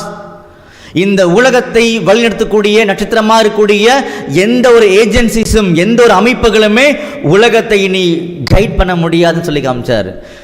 ப்ரீ கண்டிஷன், ப்ரீ ட்ரிபுலேஷனே இப்படி இருந்துச்சுன்னா ட்ரிபுலேஷன் எப்படி இருக்கும்? அன்புக்குரிய சகோதரர்களே, மகா உபத்திர காலப்பகுதியுடைய முந்தைய காலப்பகுதியே இப்படி இருந்துச்சு அப்படின்னா மகா உபத்திர காலப்பகுதி எப்படி இருக்கும்? இதை நீங்க போய் எச்சரிங்கன்னு சொல்லிதான் ஆண்டவர் எல்லாருக்குமே கையில் எழுதி கொடுத்திருக்கார். எங்களுக்கு மட்டுமல்ல, ஒட்டுமொத்த ஆண்டவர் பிள்ளைகளுக்கும் கையில் வச்சுட்டு இருக்கிறாங்க. நாம் படிக்கணும், நாம் ஆண்டவரை தெரிந்து கொண்ட பிள்ளைகள். புரிஞ்சுங்களா? இதை குறித்து ரொம்ப ஆச்சரியமா நிறைய பேசலாம், ப்ரீ கண்டிஷனை குறித்து. இதோடு நம்ம போதும், சரிங்களா? ஏன்னா நம்ம நிறைய தூரம் கடந்து போக வேண்டியிருக்குது. அப்போ ப்ரீ கண்டிஷன் நிலைமையே உலகம் சரி செய்ய முடியாத நிலைமை. இதுதான் முக்கியமான பாயிண்ட். இன்னைக்கு உலகம் சரி செய்திடும் பிரச்சனையை, ஆனால் மகா உபத்திரம் தொடங்குறதுக்கு முன்னாடி கூடிய அந்த காலப்பகுதியை வரக்கூடிய பிரச்சனைகளில், அந்த காலப்பகுதியில் வரக்கூடிய பிரச்சனைகளில் உலகம் சரி செய்ய முடியாது. இனி எப்படி உலகம் போகணுன்றத ஆண்டவர் தீர்மானிப்பார், தீர்மானிச்சார். அப்படிதான் உலகம் போகும். சரிங்களா? இந்த காலப்பகுதிக்கு அப்புறமா வரக்கூடிய காலப்பகுதி தான் மகா உபத்திரவ காலப்பகுதி. புரிஞ்சுங்களா? இப்போ இந்த மகா உபத்திர காலப்பகுதி குறித்து இன்னொரு ஆச்சரியமான ஒரு ஹிண்ட், ரொம்ப இன்ட்ரெஸ்டிங்கான ஹிண்ட் ஆண்டவர் கொடுத்துருக்காரு. கூர்ந்து கவனிங்க. அந்த ஹிண்ட் என்னன்றத, அந்த துருப்பு என்னன்றத ஒரு வசனத்தின் மூலமா படிக்கலாம். பாருங்க. மத்தேயு 24ஆம் அதிகாரம் 22ஆம் வசனம். மத்தேயு 24ஆம் அதிகாரம் 22ஆம் வசனம்.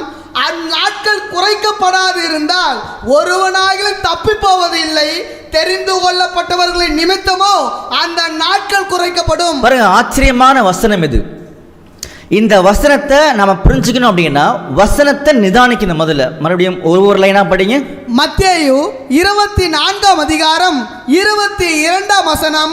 அந்நாட்கள் குறைக்கப்படாது இருந்தால், பாருங்க, அந்நாட்கள் குறைக்கப்படாதிருந்தால் என் நாட்கள் தெரியணும் இல்லையா? இப்ப மேல இருக்கக்கூடிய 21ஆம் வசனம் படிங்க. 21ஆம் வசனம். ஏனெனில் உலகம் உண்டானது முதல் இதுவரைக்கும் சம்பவித்து இராததும் இனிமேலும் சம்பவியாததுமான மிகுந்த உபத்திரவம் அப்பொழுது உண்டாயிருக்கும். பாத்தீங்களா? கிரேட் ட்ரிபுலேஷன் அந்நாட்களில். அதான் 22ஆம் வசனம். இப்ப படிங்க. 22ஆம் வசனம். அந்நாட்கள் குறைக்கப்படாது இருந்தால், அதாவது அந்த கிரேட் ட்ரிபுலேஷன் மகா உபத்திர காலப்பகுதி குறைக்கப்படாதிருந்தால் ஒருவனாகிலும் தப்பி போவதில்லை, ஒருவனாகிலும் தப்பி போவதில்லை. No flesh will be there அப்படின்னு இங்கிலீஷ்ல போட்டிருப்பாங்க. சரிங்களா? தெரிந்து கொள்ளப்பட்டவர்களின் நிமித்தமோ அந்த நாட்கள் குறைக்கப்படும். இந்த வசனத்துக்கு என்ன அர்த்தம் நமக்கு தெரியணும்.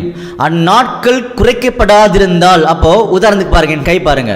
இந்த மகா உபத்திர காலப்பகுதி இங்கே தொடங்குது, இங்கே முடியுதுன்னு வச்சுக்கோங்க. இந்த நாட்களை பாருங்க, இந்த நாட்களை நான் குறைக்கல அப்படின்னா யாருமே தப்பி போக முடியாது. ஆனால் அந்த நாட்களை நான் குறைச்சி வச்சிருக்கேன்னு சொல்லி காமிக்கிறார், ஷார்டன் பண்ணியிருக்கேன்னு சொல்லி காமிக்கிறார். நான் லென்த்தியாக கொண்டு போக விரும்பல. எதை? மகா உபத்திர காலப்பகுதியை ரொம்ப நீடிய காலப்பகுதியை கொண்டு போக விரும்பல. ஒருவேளை நான் கொண்டு போவேன் அப்படின்னா ஆண்டவர் சொல்றார், அந்த காலப்பகுதியை லென்த்தியா கொண்டு போனோம் அப்படின்னா இந்த உலகத்துல ஒரு மாம்சம் இருக்காது அப்படின்றார். நான் குறைக்கிறேன், ஷார்டன் பண்றேன்றார். ஏன் தெரியுமா? படிங்க. தெரிந்து கொள்ளப்பட்டவர்களின் நிமித்தமோ அந்த நாட்கள் குறைக்கப்படும். பாத்தீங்களா? யார் தெரிந்து கொள்ளப்பட்டவர்கள்?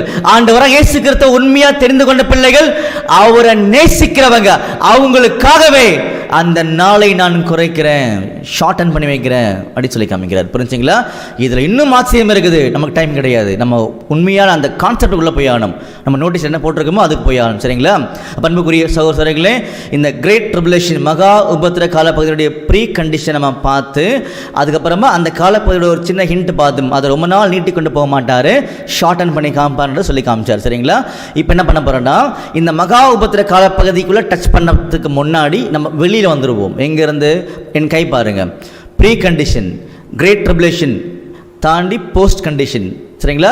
மகா உபத்திரம் முடிந்து வரக்கூடிய நிலைமை இருக்கு இல்லையா, அது எப்படி இருக்குன்றது நம்ம படிக்கணும். பாருங்க, அதிலே வந்து மத்தேயுல 24ஆம் அதிகாரம் 29ஆம் வசனம். மத்தேயு 24ஆம் அதிகாரம் 29ஆம் வசனம்.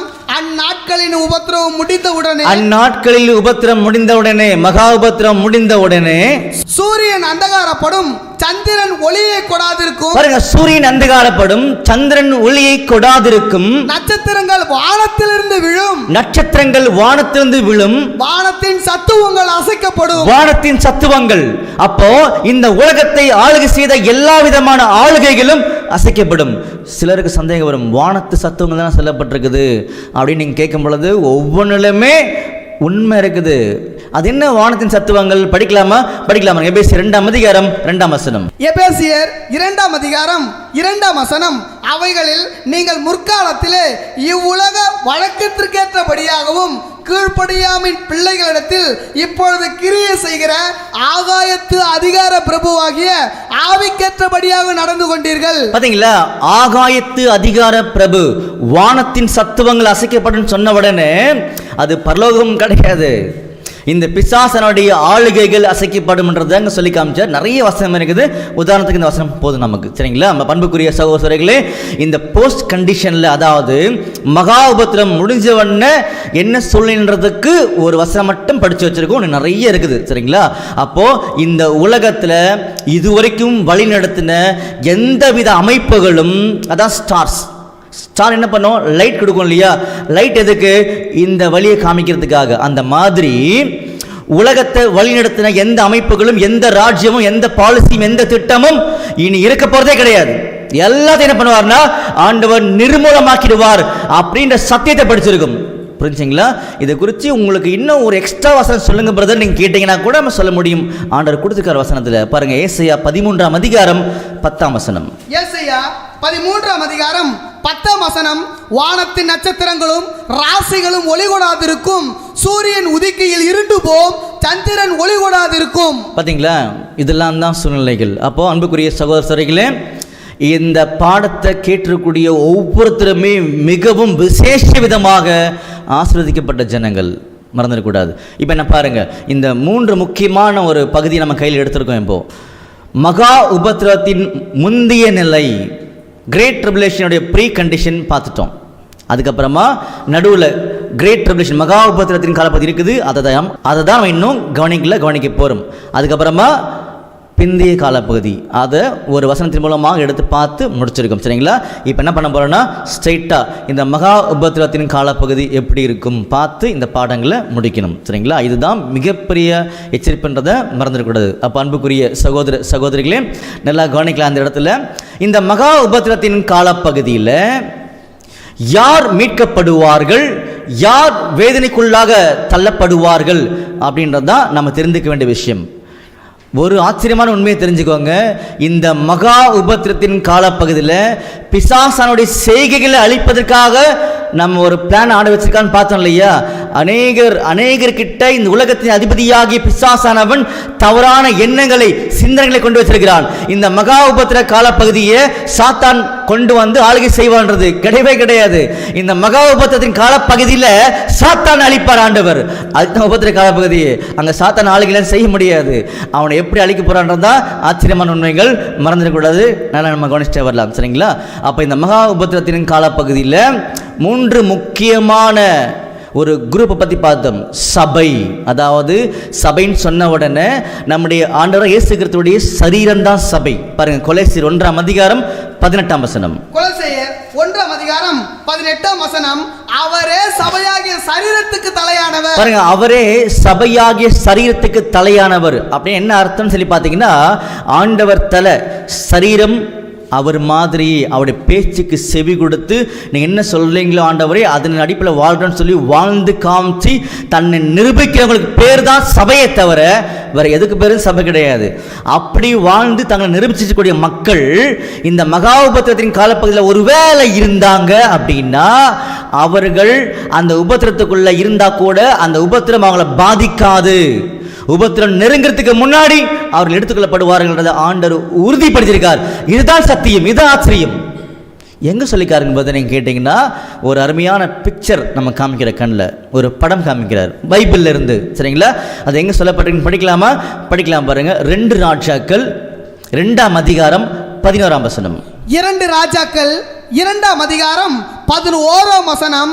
அவர்கள் பேசிக்கொண்டு நடந்து போகையில் இதோ அக்கினி ரதமும் அக்கினி குதிரைகளும் அவர்கள் நடுவாக வந்து இருவரையும் பிரித்தது. யார் அந்த 2 பேர்? ஒன்றும் புரியலையேன்னு நீங்கள் கேட்காதீங்க. நீங்கள் ஃபுல்லாக நீங்கள் படித்து பார்த்தீங்கன்னா உங்களுக்கு தெரிய வரும். யாருன்னு சொல்லி பார்த்தீங்கன்னா 2 பேர். ஒன்று வந்து எலியா, ஒன்று எலிசா. 2 பேரும் கடைசியாக சேர்ந்துருக்கிறாங்க. இவங்களை ஆண்டவர் பிரிக்கிறார். இதுதான் கான்செப்ட் இல்லையா? அப்போது எலியா வந்து அக்னி ரதம், அக்னி குதிரை, அதன் மூலமாக சுழல் காற்றினால பரலோகத்துக்கு எடுத்துக்கொள்ளப்பட்டார் சொல்லப்பட்டிருக்கும் இல்லையா? அப்போது இந்த இடத்துல இதெல்லாம் அடையாளங்கள் நம்ம ஏற்கனவே பார்த்துருக்கோம். ஆவிக்குரிய காரியங்களை ஆவிக்குரிய காரியத்தோடு சம்மந்தப்படுத்தி ஆண்டவர் சொல்லி காண்றது தெரியும். அப்போது எலியா வந்து யாருக்கு அடையாளமாக வேதாந்தத்தில் சொல்லப்பட்டிருக்காருன்னு நமக்கு தெரியணும். உதாரணத்துக்கு பார்த்தீங்கன்னா, மறுரூபம் மலைன்னு சொல்லக்கூடிய ஒரு காட்சியை வந்து ஆண்டவர் காமிச்சிருக்காரு. அது வந்து 7ஆவது நாள். 7ஆம் நாள் சொன்னாவே அது ஆண்டவராக இயேசு கிறிஸ்துவுடைய ராஜ்யத்தை அடையாளப்படுத்தக்கூடிய ஒரு நாள். அந்த நாளில் ஆண்டவர் கூட மோசேவும் எலியாவும் பேசுகிற மாதிரி அங்கே காண்பிக்கப்பட்டிருக்குது, சரிங்களா? அப்போ மோசே வந்து இந்த உலகத்தில் இருந்து ஆளுகை செய்யக்கூடிய பழைய ஏற்பாட்டு பரிசுத்தவான்களை அடையாளப்படுத்துவார். எப்படின்னு ஆழமாக கேட்கணும் ஆசைப்பட்டீங்கன்னா கொஞ்சம் நீங்கள் தொடர்ந்து எங்கள் கூட பிரயாணம் பண்ணுங்க, கண்டுபிடிக்கலாம், சரிங்களா? அடுத்து பார்த்தீங்கன்னா, எலியா வந்து ஆண்டவர் இயேசு கிறிஸ்து மாதிரி உண்மையாக வாழ்ந்து வாழ்க்கையை முடிக்க போகக்கூடிய பிள்ளைகளை சபை என்ன பண்ணுவாங்கன்னா அடையாளப்படுத்துவாங்க. எப்படின்னு கேட்டிங்கன்னா, இதுக்கு மட்டும் என்ன பண்ணலாம்னா உதாரணம் நம்ம கண்டுபிடிக்கலாம். பாருங்கள், பழைய ஏற்பாட்டு காலத்தில் எலியா இருந்தார் இல்லையா? அவருடைய வாழ்க்கை எப்படி இருந்துச்சுன்னு கவனிக்கும் பொழுது பாருங்க, 1 ராஜாக்கள் 18ஆம் அதிகாரம் 21ஆம் வசனம் படிக்கலாம். 1 ராஜாக்கள் 18ஆம் அதிகாரம் 21ஆம் வசனம். அப்பொழுது எலியா சகல ஜனத்தண்டைக்கும் வந்து, நீங்கள் எந்த மட்டும் 2 நினைவுகளால் குந்தி நடப்பீர்கள்? கர்த்தர் தெய்வமானால் அவரை பின்பற்றுங்கள், பாகால் தெய்வமானால் அவனை பின்பற்றுங்கள் என்றான். பாருங்க, எலியா வந்து ஒரு கேரக்டரை வெளிப்படுத்தும் பொழுது அந்த கேரக்டர் யாருக்கு அடையாளமாக இருக்குன்றது தான் இங்கே சொல்லப்படுது. இது கூட நீங்கள் புரிஞ்சுக்கணும் அப்படின்னா ஒரு உதாரணம் கொடுக்கலாம். உதாரணம் பாருங்க, பழைய ஏற்பாட்டு காலத்தில் மோசே இருந்தார் இல்லையா? மோசே கிட்ட ஆண்டவர் சொன்னார், உன்னை போல ஒரு தீர்க்கதரிசி எழும்ப பண்ணுவேன். அப்ப மோசே நம்முடைய ஆண்டவர் இயேசு கிறிஸ்துவுக்கு ஒரு முன்னடையாளம். அந்த மாதிரி யோசேப்பு இருந்தார் இல்லையா? அவரும் நம்முடைய ஆண்டவருக்கு ஒரு முன்னடையாளம். அந்த மாதிரி இந்த இடத்துல எலியா ஆண்டுடைய பிள்ளைகளுக்கு ஒரு முன்னடையாளம். ஏன்னு சொல்லி பார்த்தீங்கன்னா, உண்மையான தெய்வம் யார் அப்படின்னு சொல்லி எலியா சொல்றாங்க, புரிஞ்சுங்களா? அதனால தான் எலியா வந்து ஆண்டவர் இயேசு கிறிஸ்துவின் பிள்ளைகளுக்கு ஒரு முன்னடையாளம்ன்றதை நம்ம பார்க்குறோம், புரிஞ்சுங்களா? இப்போ எலியாவும் எலிசாவும் உடனே சில பேர் கேள்வி வரும், எலியா வந்து ஆண்டவர் இயேசு கிறிஸ்துவின் பிள்ளைகளுக்கு அடையாளம் சொல்லிட்டீங்க, எலிசா யாருக்கு அடையாளம் நீங்கள் கேட்கலாம் இல்லையா?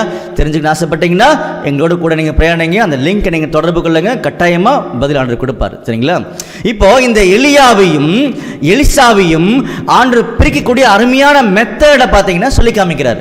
அப்ப எலியா சுழல் காற்றிலே பரலோகத்துக்கு எடுத்துக்கொள்ளப்பட்டார் அப்படின்னா, இந்த மகா உபத்திரத்தின் கால பகுதியில் அந்த உபத்திரம் அவங்களை அணுகிறதுக்கு முன்னாடி ஆண்டவர் இயேசு கிறிஸ்துவுடைய பிள்ளைகள் பரலோகத்துக்கு எடுத்துக்கொள்ளப்படுவார்கள். அந்த அழைப்பை அவங்க உறுதி செய்திருவாங்க, ஜெயம் கொண்ட பிள்ளைகளாக போயிடுவாங்கன்றத சொல்லி காமிக்கிறார். புரிஞ்சுங்களா? அந்த அக்னி ரதம், அக்னி குதிரை என்னன்னு சொல்லி கேட்க ஆசைப்பட்டீங்கன்னா சின்ன எக்ஸாம்பிள் மட்டும் சொல்லிட்டு நம்ம கடந்து போயிடலாம். உதாரணத்துக்கு பார்த்தீங்கன்னா அக்னி ரதம், ரதம்ன்றது சேரியட், நமக்கு நல்லா தெரியும்.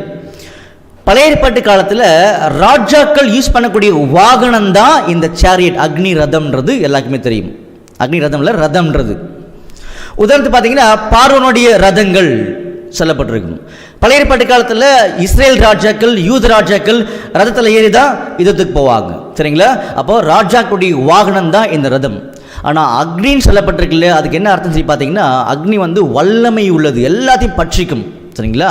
அப்போ அக்னி ரதம் சொல்லி சொல்லும் பொழுது தேவனுடைய பிள்ளைகள் மகா உபத்திரத்தின் காலப்பகுதியில் அவங்களுடைய வெற்றி என்ன பண்ணுவாங்கன்னா உறுதிப்படுத்துவாங்க, ஜெயிக்கக்கூடிய நிலைமை அதை அடையாளப்படுத்துறாங்கன்றதை அங்கே சொல்லி காமிக்கிறாரு. வசனத்தோடு கம்பேர் பண்ணுறதுக்கு நமக்கு டைம் கிடையாது. சரிங்களா? அடுத்து பார்த்தீங்கன்னா இந்த அக்னி குதிரைகள் அப்படி சொல்லும் பொழுது அக்னி குதிரை, அப்போ குதிரை பொதுவாக வேதாகமத்தில் எதை பொருள்படுத்தும் கேட்டிங்கன்னா அதுக்கு வேணா ஒரு வசனத்தை குயிக்காக நம்ம படிச்சலாம் பாருங்க. வெளிப்படுத்தின விசேஷம் 6ஆம் அதிகாரம் 2ஆம் வசனம். வெளிப்படுத்தின விசேஷம் 6ஆம் அதிகாரம் 2ஆம் வசனம். நான் பார்த்தபோது இதோ ஒரு வெள்ளை குதிரையை கண்டேன், அதன் மேல் ஏறி இருந்தவன் வில்லை பிடித்திருந்தான், அவனுக்கு ஒரு கிரீடம் கொடுக்கப்பட்டது, அவன் ஜெயிக்கிறவனாகவும் ஜெயிப்பவனாகவும் புறப்பட்டான். பாத்தீங்களா? நான் வெள்ளை குதிரையை நம்ம அங்க பார்க்கிறோன்றத சொல்லி காமிக்கிறாரு. அப்போ இது மட்டும் புரிஞ்சுக்கலாம், வெள்ளை குதிரை என்பது பரிசுத்தமான டாக்டரின், கோட்பாடுகள், உபதேசங்கள், சத்தியங்கள் சொல்லி காமிக்கிறார். அது மேல ஒருத்தங்க ஏறி இருக்கிறாங்க, அவங்க கிட்ட என்ன கொடுக்கப்பட்டிருக்குதா? ஒரு வில் கொடுக்கப்பட்டிருக்குது. அவன் ஜெயிப்பான், அவன் தான் ஜெயிப்பான் சொல்லி காமிச்சார். சரிங்களா? ரொம்ப ஆச்சரியமான உண்மை இருக்கு அதுக்குள்ள. அப்போ இந்த பரிசுத்தமான சத்தியங்களை தெரிந்து கொள்கிறவர்கள் அவர்கள் ஜெயிப்பார்கள், அவர்கள் தான் ஜெயிப்பார்கள் சொல்லி காமிச்சாரு. அந்த மாதிரிதான் உலகத்தின் முடிவு பரியந்தம் நிலைநிற்பவனை ரட்சிக்கப்படுவான். இந்த பரிசுத்தமான சத்தியங்களை தெரிந்து கொண்டு கடைசி வரைக்கும் யார் நிலை நிற்கிறாங்களோ அவங்க இந்த மகா உபத்திரத்தின் காலப்பகுதியில் பிரச்சனைகள் அணுகிறதுக்கு முன்னாடியே எடுத்துக்கொள்ளப்படுவார் என்று சொல்லி காமிச்சாங்க. அதுதான் எலியா. புரிஞ்சுங்களா? அப்போ அக்னி ரதமும் அக்னி குதிரையும் பார்த்தீங்கன்னா அவர்கள் இந்த பூமியில் வாழ்ந்த அந்த சத்தியத்தின் அடிப்படையில் வாழ்ந்த வாழ்க்கைக்கான ஒரு மிகப்பெரிய அங்கீகாரத்தை, ஜெயத்தை ஆண்டவர் அந்த டைமில் கொடுப்பான்றதை சொல்லி காமிக்கிறாரு. அவர்கள் பரலோகத்துக்கு அந்த டைமில் எடுத்துக்கொள்ளப்படுவார்ன்றதையும் நமக்கு புரிய வைக்கிறார். புரிஞ்சுங்களா? அன்புக்குரிய சகோதரர்களே, இந்த இடத்துல சபையுடைய வெற்றியை ஆண்டவர் அடையாளப்படுத்தி காமிச்சிருக்கான்றது நம்பர் 1. எப்போ? இந்த மகா உபத்திரத்தின் காலப்பகுதியில். காரணம் என்னன்னா எலியா எடுத்துக்கொள்ளப்பட்டது சுழல் காற்றில். அப்போ சுழல் காற்று எதை அடையாளப்படுத்துன்னு சொல்லி நீங்கள் கேட்டிங்க அப்படின்னா உதாரணத்துக்கு 2-3 வசனங்கள் படிக்கும் பொழுதே நீங்கள் ஈஸியாக அதை புரிஞ்சுப்பீங்க. பாருங்கள், சங்கீதம் 58ஆம் சங்கீதம் 9ஆம் வசனம். சங்கீதம் 58ஆம் சங்கீதம் 9ஆம் வசனம். முள் நெருப்பினால் உங்கள் பானைகளில் சூடேறி முன்னே பச்சையானதையும் எரிந்து போனதையும் அவர் சுழல் காற்றினால் அடித்து கொண்டு போவார். பாத்தீங்களா? சுழல் காற்றிலே அடித்து கொண்டு போவார்னா சுழல் காற்று என்பது ஒரு உபத்திரம் அடையாளப்படுத்தி காமிக்கிறார். அதே மாதிரி பாருங்க, மார்க் 4ஆம் அதிகாரம் 37ஆம் வசனம். மார்க் 4ஆம் அதிகாரம் 37ஆம் வசனம். அப்பொழுது பலத்த சுழல் காற்று உண்டாகி படவு நிரம்பத்தக்கதாக அலைகள் அதன் மேல் மோதிச்சு. பாத்தீங்களா? சுழல் காற்று வந்தோன்னு உபத்திரம் வந்துச்சு இல்லையா? அப்ப சுழல் காற்று என்பது உபத்திரத்தை அடையாளப்படுத்தி காமிக்கும். ஒருவேளை இந்த வசனங்கள்லாம் இன்னும் ஆழமா போய் ஆசைப்பட்டீங்கன்னா தொடர்ந்து கேட்டு வாங்க. சரிங்களா? அப்போ இந்த சுழல் காற்று என்பது உபத்திரத்தை அடையாளப்படுத்தும். அப்போ அந்த உபத்திரத்தின் டைம்ல உபத்திரம் அவங்களை பாதிக்கிறதுக்கு முன்னாடி, அதுதான் நம்ம ஏசாயா 57:1 படிச்சிருந்தோம். இப்போ ஞாபகப்படுத்தி பாருங்க, கரெக்டா புரியும் பாருங்க. படிங்க. ஏசாயா 57ஆம் அதிகாரம் 1ஆம் வசனம். நீதிமான் மடிந்து போகிறான், ஒருவரும் அதை மனதில் வைக்கிறது இல்லை. புத்திமான்கள் எடுத்துக்கொள்ளப்படுகிறார்கள், ஆனாலும் தீங்கு வராததற்கு முன்னே நீதிமான் எடுத்துக்கொள்ளப்படுகிறான் என்பதை சிந்திப்பார் இல்லை. பாத்தீங்களா? தீங்கு வருவதற்கு முன்பாக சொல்லும் பொழுது அப்படி கிடையாது, தீங்கு அணுகிறதுக்கு முன்னாடி. நல்லா படிச்சு பார்த்தீங்கன்னா புரியும். காரணம் என்னன்னா நிறைய உதாரணம் இருக்கு. பாருங்க, நம்ம எலியா பார்த்தோம் இல்லையா? சுழல் காற்றில் மேலே போறார். அதே மாதிரி அப்போஸ்தலனாகிய பவுலும் அவருடைய பிரயாணத்தில் கடைசி வரைக்கும் அங்கே இருப்பார் கப்பலில். கடைசி வரைக்கும் இருப்பார். அப்போ அந்த உபத்திரத்தில் பவுல் இருக்காருன்னா அந்த உபத்திர காலப்பகுதியில் சபை இருப்பாங்க. ஆனால் உபத்திரம் அவங்களை பாதிக்காது. அந்த பிகினிங் டைம்லேயே அவங்க எடுத்துக்கொள்ளப்படுவார்கள். அதுதான் உண்மை. சரிங்களா? பண்புக்குரிய சகோதரர்களே, யாருடைய ஜெயத்தை ஆண்டவர் அங்கே நிற்க வைக்கிறான்னு சொல்லி பார்த்தீங்கன்னா, இந்த மகா உபத்திர காலப்பகுதியினுடைய ஜஸ்ட் தொடக்க காலப்பகுதியில் சபையினுடைய ஜெயத்தை உறுதிப்படுத்தி காமிப்பார். அந்த டைமில் வாழக்கூடிய பிள்ளைகள், அதுக்கு முன்னாடி நிறைய பேர் மறைச்சிருந்துருக்கலாம் சபையாக, ஆனால் கடைசி அந்த காலப்பகுதியில் இருக்கிறவங்களுடைய வெற்றியும் அடையாளப்படுத்தி காமிக்கிறார். நம்பர் 1. அடுத்து பார்த்தீங்கன்னா, யார் அந்த உபத்திர காலப்பகுதியில் மீட்கப்படுவார்கள் அப்படின்னு சொல்லி பார்த்தீங்கன்னா, சபை மீட்கப்பட போதில்லை, சபையோட ஜெயத்தை உறுதிப்படுத்துவார். மீட்கப்படுறது யாருன்னு சொல்லி பார்த்தீங்கன்னா, திரள் கூட்டத்தார் அப்படின்னு சொல்லி ஆண்டவர் சொல்லிட்டார். ஒருவேளை இந்த வார்த்தை புரியாமல் இருக்கலாம். அது என்ன திரள் கூட்டத்தார்? கிரேட் கம்பெனி அப்படின்னு சொல்லி ஆங்கிலத்தில் போட்டிருப்பார்.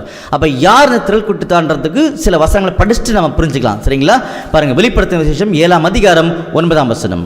வெளிப்படுத்தின விசேஷம் 7ஆம் அதிகாரம் 9ஆம் வசனம். இவைகளுக்கு பின்பு நான் பார்த்தபோது, இதோ சகல ஜாதிகளிலும் கோத்திரங்களிலும் ஜனங்களிலும் பாஷைக்காரரிலிருந்து வந்ததும் ஒருவனும் எண்ணக்கூடாததுமான திரளான கூட்டமாகிய ஜனங்கள் வெள்ளை அங்கிகளை தரித்து தங்கள் கைகளில் குருத்தோள்களை பிடித்து சிங்காசனத்திற்கு முன்பாகவும் ஆட்டுக்குட்டியானவருக்கு முன்பாக நிற்க கண்டேன். பாருங்க அன்புக்குரிய சகோதர சகோதரிகளே, சகல ஜாதி சகல கோத்திரம், அங்கிருந்து வந்த திரளான மக்கள் அப்படின்றது சொல்லி காமிக்கிறாங்க. ஒருவேளை இந்த வசனங்களை அநேகர் தவறாக புரிஞ்சிருந்தா கூட இப்போ நம்ம கரெக்ட் பண்ணிக்கலாம் இந்த வசனத்துடைய பொருளை. ஏன்னா இது ஜெயிச்ச சபை அப்படின்னு கூட தவறாக புரிஞ்சுக்கிறதுக்கான வாய்ப்பு அங்கே இருக்குது. இப்போ வசனத்தில் வரக்கூடிய விளக்கத்தை நல்லா கவனிங்க. ரொம்ப அருமையாக ஆச்சரியமான உண்மையை நீங்கள் புரிஞ்சுப்பீங்க. அப்போது வெள்ளை அங்கி போட்டு குருத்தலை பிடிச்சி நிற்கிறாங்க. எங்கிருந்து வந்தாங்க? ஒரு சந்தேகம் வருது. இவங்க யார் ஆண்டவரே? நீங்களும் கேட்குறீங்க. அன்னைக்கு இந்த விஷனை பார்த்ததுல அவரும் கேட்டார் அந்த கேள்வியை. பாருங்க, அதில் 13ஆம் வசனம் படிக்கலாம். வெளிப்படுத்தின விசேஷம் 7ஆம் அதிகாரம் 13ஆம் வசனம். அப்பொழுது மூப்பர்களில் ஒருவன் என்னை நோக்கி, வெள்ளை அங்கிகளை தரித்திருக்கிற இவர்கள் யார்? எங்கே இருந்து வந்தார்கள் என்று கேட்டான். பார்த்தீங்களா? மூப்பர்களில் ஒருவர் கேட்கிறாரு, இவர்கள் யார் ஆண்டவரே? எங்கிருந்து வந்தாங்க? இவங்களுடைய அடையாளம் என்ன? எந்த குரூப் ஆண்டவரே அப்படின்னு சொல்லுங்க ஆண்டவரே கேட்குறாங்க. அழகா சொல்றாரு பாருங்க, படிங்க. 14ஆம் வசனம். அதற்கு நான், ஆண்டவனே அது உமக்கே தெரியும் என்றேன். அப்பொழுது அவன், இவர்கள் மிகுந்த உபத்திரவத்திலிருந்து வந்தவர்கள். பாத்தீங்களா? இவர்கள் மிகுந்த உபத்திரவத்திலிருந்து, கிரேட் ட்ரிபுலேஷன்லிருந்து வந்தவர்கள் அப்படின்றத இங்க சொல்லி காமிக்கிறார். சரிங்களா? அடுத்தது, இவர்கள் தங்கள் அங்கிகளை ஆட்டுக்குட்டியானவருடைய ரத்தத்திலே தோய்த்து வெளுத்தவர்கள். பாருங்க, அடையாளத்தை கவனிங்க. இவர்கள் தங்களுடைய அங்கிகளை ஆட்டுக்குட்டியானவருடைய ரத்தத்தில் தோய்த்து எடுத்தவர்கள். நல்லா புரிஞ்சுக்கோ அன்புக்குரிய சகோதரர்களே. இவங்க இந்த பூமியில் வாழும் பொழுது என்ன பண்ணியிருந்துருக்கணும்? ஆட்டோமேட்டிக்காக ஆண்டு அழைப்பு கொடுத்த உடனே அந்த ரத்தத்தில் தோய்த்து எடுத்துருக்கணும். என்ன அர்த்தம்னா, கிறிஸ்துடைய பாடுகளை அவங்க பட்டிருக்கணும், மனப்பூர்வமாக பட்டிருக்கணும். அப்படி பட முடியாதவங்க இந்த காலப்பகுதி தொடங்கின உடனே கூட சில பேர் அங்கே இருக்கிறாங்க, அவங்களே மீட் ஆகணும். இந்த காலப்பகுதிக்கு முன்னாடி நிறைய பேர் இருந்தால் கூட அவங்க வாழ்ந்து மறிச்சிருந்திருப்பாங்க, அவங்கள பற்றி கேள்வியே கிடையாது. இந்த மகா உபத்திரத்தின் காலப்பகுதியில் யார் யார் இருக்காங்களோ அவங்கள பற்றி தான் இப்போ நம்ம பார்த்துட்டு இருக்கோம். சரிங்களா? அந்த காலப்பகுதியிலும் சபையாக மாறக்கூடிய சிலர் இருப்பாங்க. அவங்கள ஆண்டவர் என்ன பண்ணிடுறாருன்னா ஜெயம் கொடுத்து கொண்டு போயிடுறார். நம்பர் 1. 2வது, அவர் மாறியே வாழ் நாசப்பட்டு அவரை தெரிந்து கொண்டு பரலோக அழைப்புக்கு வந்தவங்க மனப்பூர்வமாக கீழ்ப்படியாம இந்த உலகத்தினுடைய ஆசா பாசைகள் இச்சைகளுள்ளாக தங்களை ஈடுபடுத்தி கொண்டு வாழ முடியாதவர்கள், ஆனால் ஆண்டவரை பேரை தெரிஞ்சு வச்சிருக்காங்க. ஆண்டவரே நீங்க தான் ஆண்டவரை மட்டும் சொல்லிட்டு இருக்கிறாங்க. அவங்கள ஆண்டவர் என்ன பண்ணுவார்னா, இந்த மகா உபத்திரத்தின் காலப்பகுதியில் அவங்க பட வேண்டிய அந்த பாடுகளை கட்டாயம் பட்டா மட்டும்தான் நீங்க பரலோகம் போக முடியும்னு சொல்லுவார். நல்லா கவனிங்க இந்த வார்த்தை கடைங்க வசனத்தில், அவர்கள் தங்களுடைய அங்கிகளை ஆட்டுக்குட்டியானுடைய ரத்தத்தில் தோய்த்து எடுத்தவர்கள். அப்போ ஏற்கனவே உங்களுக்கு அங்கி கொடுத்துருக்காருல்ல, நீங்கள் என்ன பண்ணீங்க? ரத்தத்தில் தோய்க்கல. அது என்ன அங்கி? அதுவும் தெரியும்னா கூட ஆண்டவர் விளக்கம் கொடுத்துருக்கார் பைபிளில். படிக்கலாமா? பாருங்க, கலாத்தியர் 3ஆம் அதிகாரம் 27ஆம் வசனம். கலாத்தியர் 3ஆம் அதிகாரம் 27ஆம் வசனம். ஏனெனில் உங்களில் கிறிஸ்துவுக்குள்ளாக ஞானஸ்தானம் பெற்றவர்கள் எத்தனை பேரோ அத்தனை பேரும் கிறிஸ்துவை தரித்து கொண்டீர்களே. பாத்தீங்களா? நம்முடைய ட்ரெஸ்ஸே கிறிஸ்து தான், நம்முடைய வஸ்திரமே கிறிஸ்து தான். நீதியின் வஸ்திரம்லாம் சொல்றோம் இல்லையா? அந்த மாதிரி யார் யாரெல்லாம் நம்முடைய ஆண்டவர் இயேசு கிறிஸ்துவுடைய உண்மையை தெரிந்து கொண்டு அவரை ஞானஸ்தானத்தின் மூலமாக ஏற்றுக்கொண்டு வந்தாங்க, எல்லாருமே அவங்களுக்கு ஆண்டவர் வஸ்திரம் கொடுத்துருக்காரோ அந்த வஸ்திரமே கிறிஸ்து. அந்த ட்ரெஸ்ஸை நம்ம கரைப்படுத்தவே கூடாது.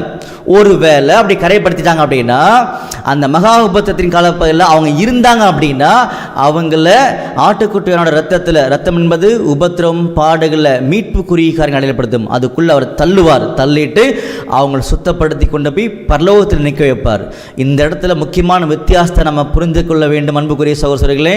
பரலோகத்தில் நிற்கிறாங்களே தவிர சிங்காசனத்தில் உட்காரல அவங்க. காரணம் என்னன்னா, சிங்காசனத்தில் ஜெயிச்சவங்க மட்டும்தான் உட்கார முடியும். படிக்கலாமா? வெளிப்படுத்தின விசேஷம் 3ஆம் அதிகாரம் 21ஆம் வசனம். வெளிப்படுத்தின விசேஷம் 3ஆம் அதிகாரம் 21ஆம் வசனம். நான் ஜெயம் கொண்டு என் பிதாவுடைய சிங்காசனத்திலே அவரோடு கூட உட்கார்ந்தது போல. பாத்தீங்களா? நான் ஜெயம் கொண்டு, ஆண்டவர் சொல்றார், நான் ஜெயம் கொண்டு என் பிதாவுடைய சிங்காசனத்தில் வீற்றிருக்கிறது போல, உட்கார்ந்து இருக்கிறது போல. ஜெயங்கொள்ளுகிறவன் எவனோ, ஜெயிக்கிறவன் எவனோ. நல்லா புரிஞ்சுக்கோ அன்புக்குரிய சகோதரர்களே.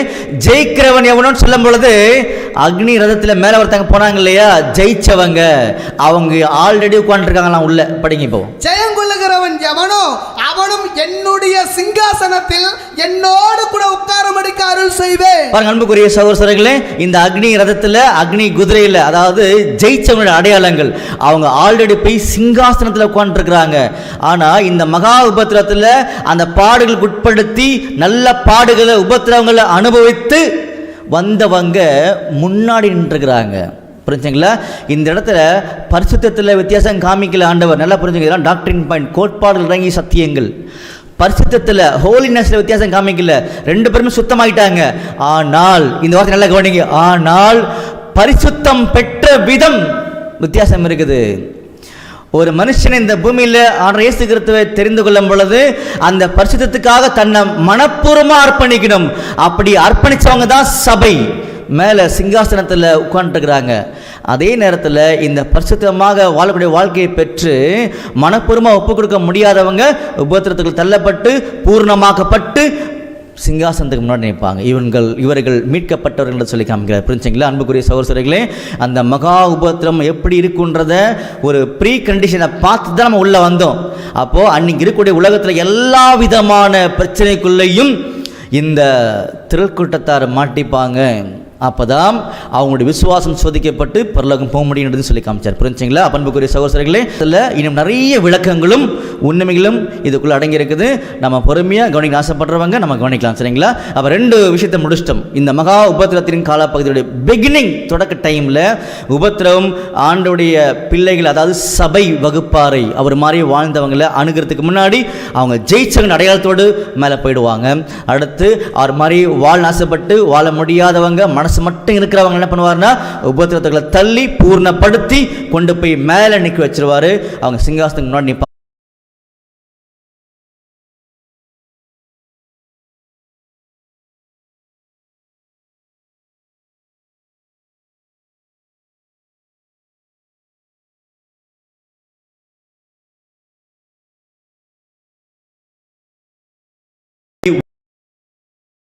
ஒரு காலம் ஒழியாது.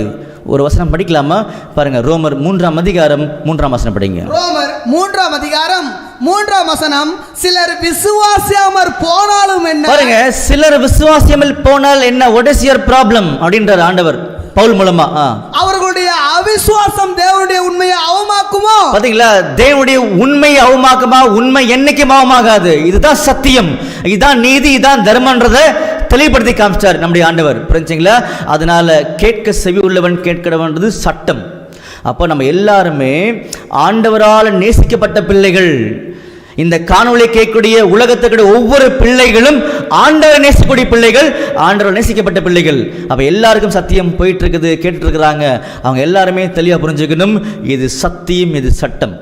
அப்போது இந்த உலகத்தில் கூடிய ஜனங்களுடைய நிலைமைகள் என்னன்றதான் நம்ம அடுத்து கவனிக்கக்கூடிய விஷயங்கள். அதை கவனிக்கும் பொழுது இந்த மகா உபத்திரத்தின் காலப்பகுதியில் உலகம் எதிர்கொள்ளக்கூடிய பிரச்சனைகளை ரொம்ப அதிகமாக நம்ம ஃபோக்கஸ் பண்ண போகிறதில்ல.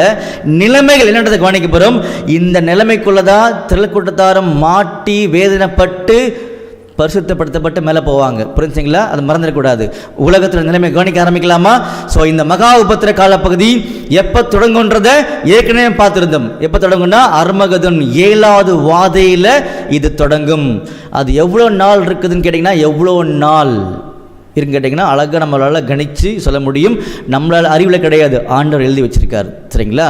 உதாரணத்துக்கு முடியுமா சகோதரரே ஒரு கேள்வி கேட்டிங்கன்னா, ஒரு சின்ன விஷயத்தை உங்கள்கிட்ட நான் பகிர்ந்துக்கிற இடத்துல, ஒரு வருஷத்துக்கு எத்தனை மாதம் அப்படின்னு கேட்டால் அநேகர் உலகத்துலேருந்து பதில் சொல்லுவாங்க.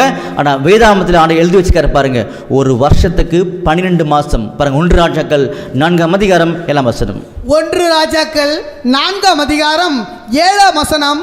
ராஜாவுக்கும் அவன் அரண்மனைக்கும் வேண்டிய உணவுப் பொருள்களை சேகரிக்கிற 12 மணியக்காரர் சாலமோனுக்கு இஸ்ரவேல் தேசம் எங்கு வைக்கப்பட்டிருந்தார்கள். பாருங்க, நிதானமா இந்த வசனங்களை நீங்க வீட்டில் படிச்சு பாருங்க. சாலமோன் ராஜா இருக்காரு, அரண்மனையில் வேலை செய்யறதுக்கு 12 மணியக்காரர்கள் இருக்கிறாங்களாம். அவங்க எப்பப்பெல்லாம் டியூட்டிக்கு போகணுன்றதை அங்கே சொல்கிறார். அவ்வளோதான், படிங்க. அவர்கள் மாதத்துக்கு ஒவ்வொருவராக வருஷம் முழுவதும் பராமரித்து வந்தார்கள். பார்த்தீங்களா, மாதத்துக்கு ஒவ்வொருத்தராக போவாங்களாம் வருஷம் ஃபுல்லாக. அப்போது ஒரு வருஷத்துக்கு 12 மாதம். ஜஸ்ட் உதாரணம் கொடுத்துருக்கோம். இந்த மாதிரி ஆதியாமத்திலிருந்து வெளிப்படுத்தின சிச்சு வரைக்கும் ஒவ்வொரு காலத்தை நிதானிக்கக்கூடிய உண்மைகள் இருக்குது. கர்த்தராகிய ஆண்டவர் அவருடைய ஊழியக்காரர்களுக்கு சொல்லாமல் எதையுமே செய்ய மாட்டார், கவலைப்படாதீங்க. சரிங்களா? ஆனால் யார் ஊழியக்காரர்கள் அடுத்த கொஸ்டின் இருக்குது. சரிங்களா?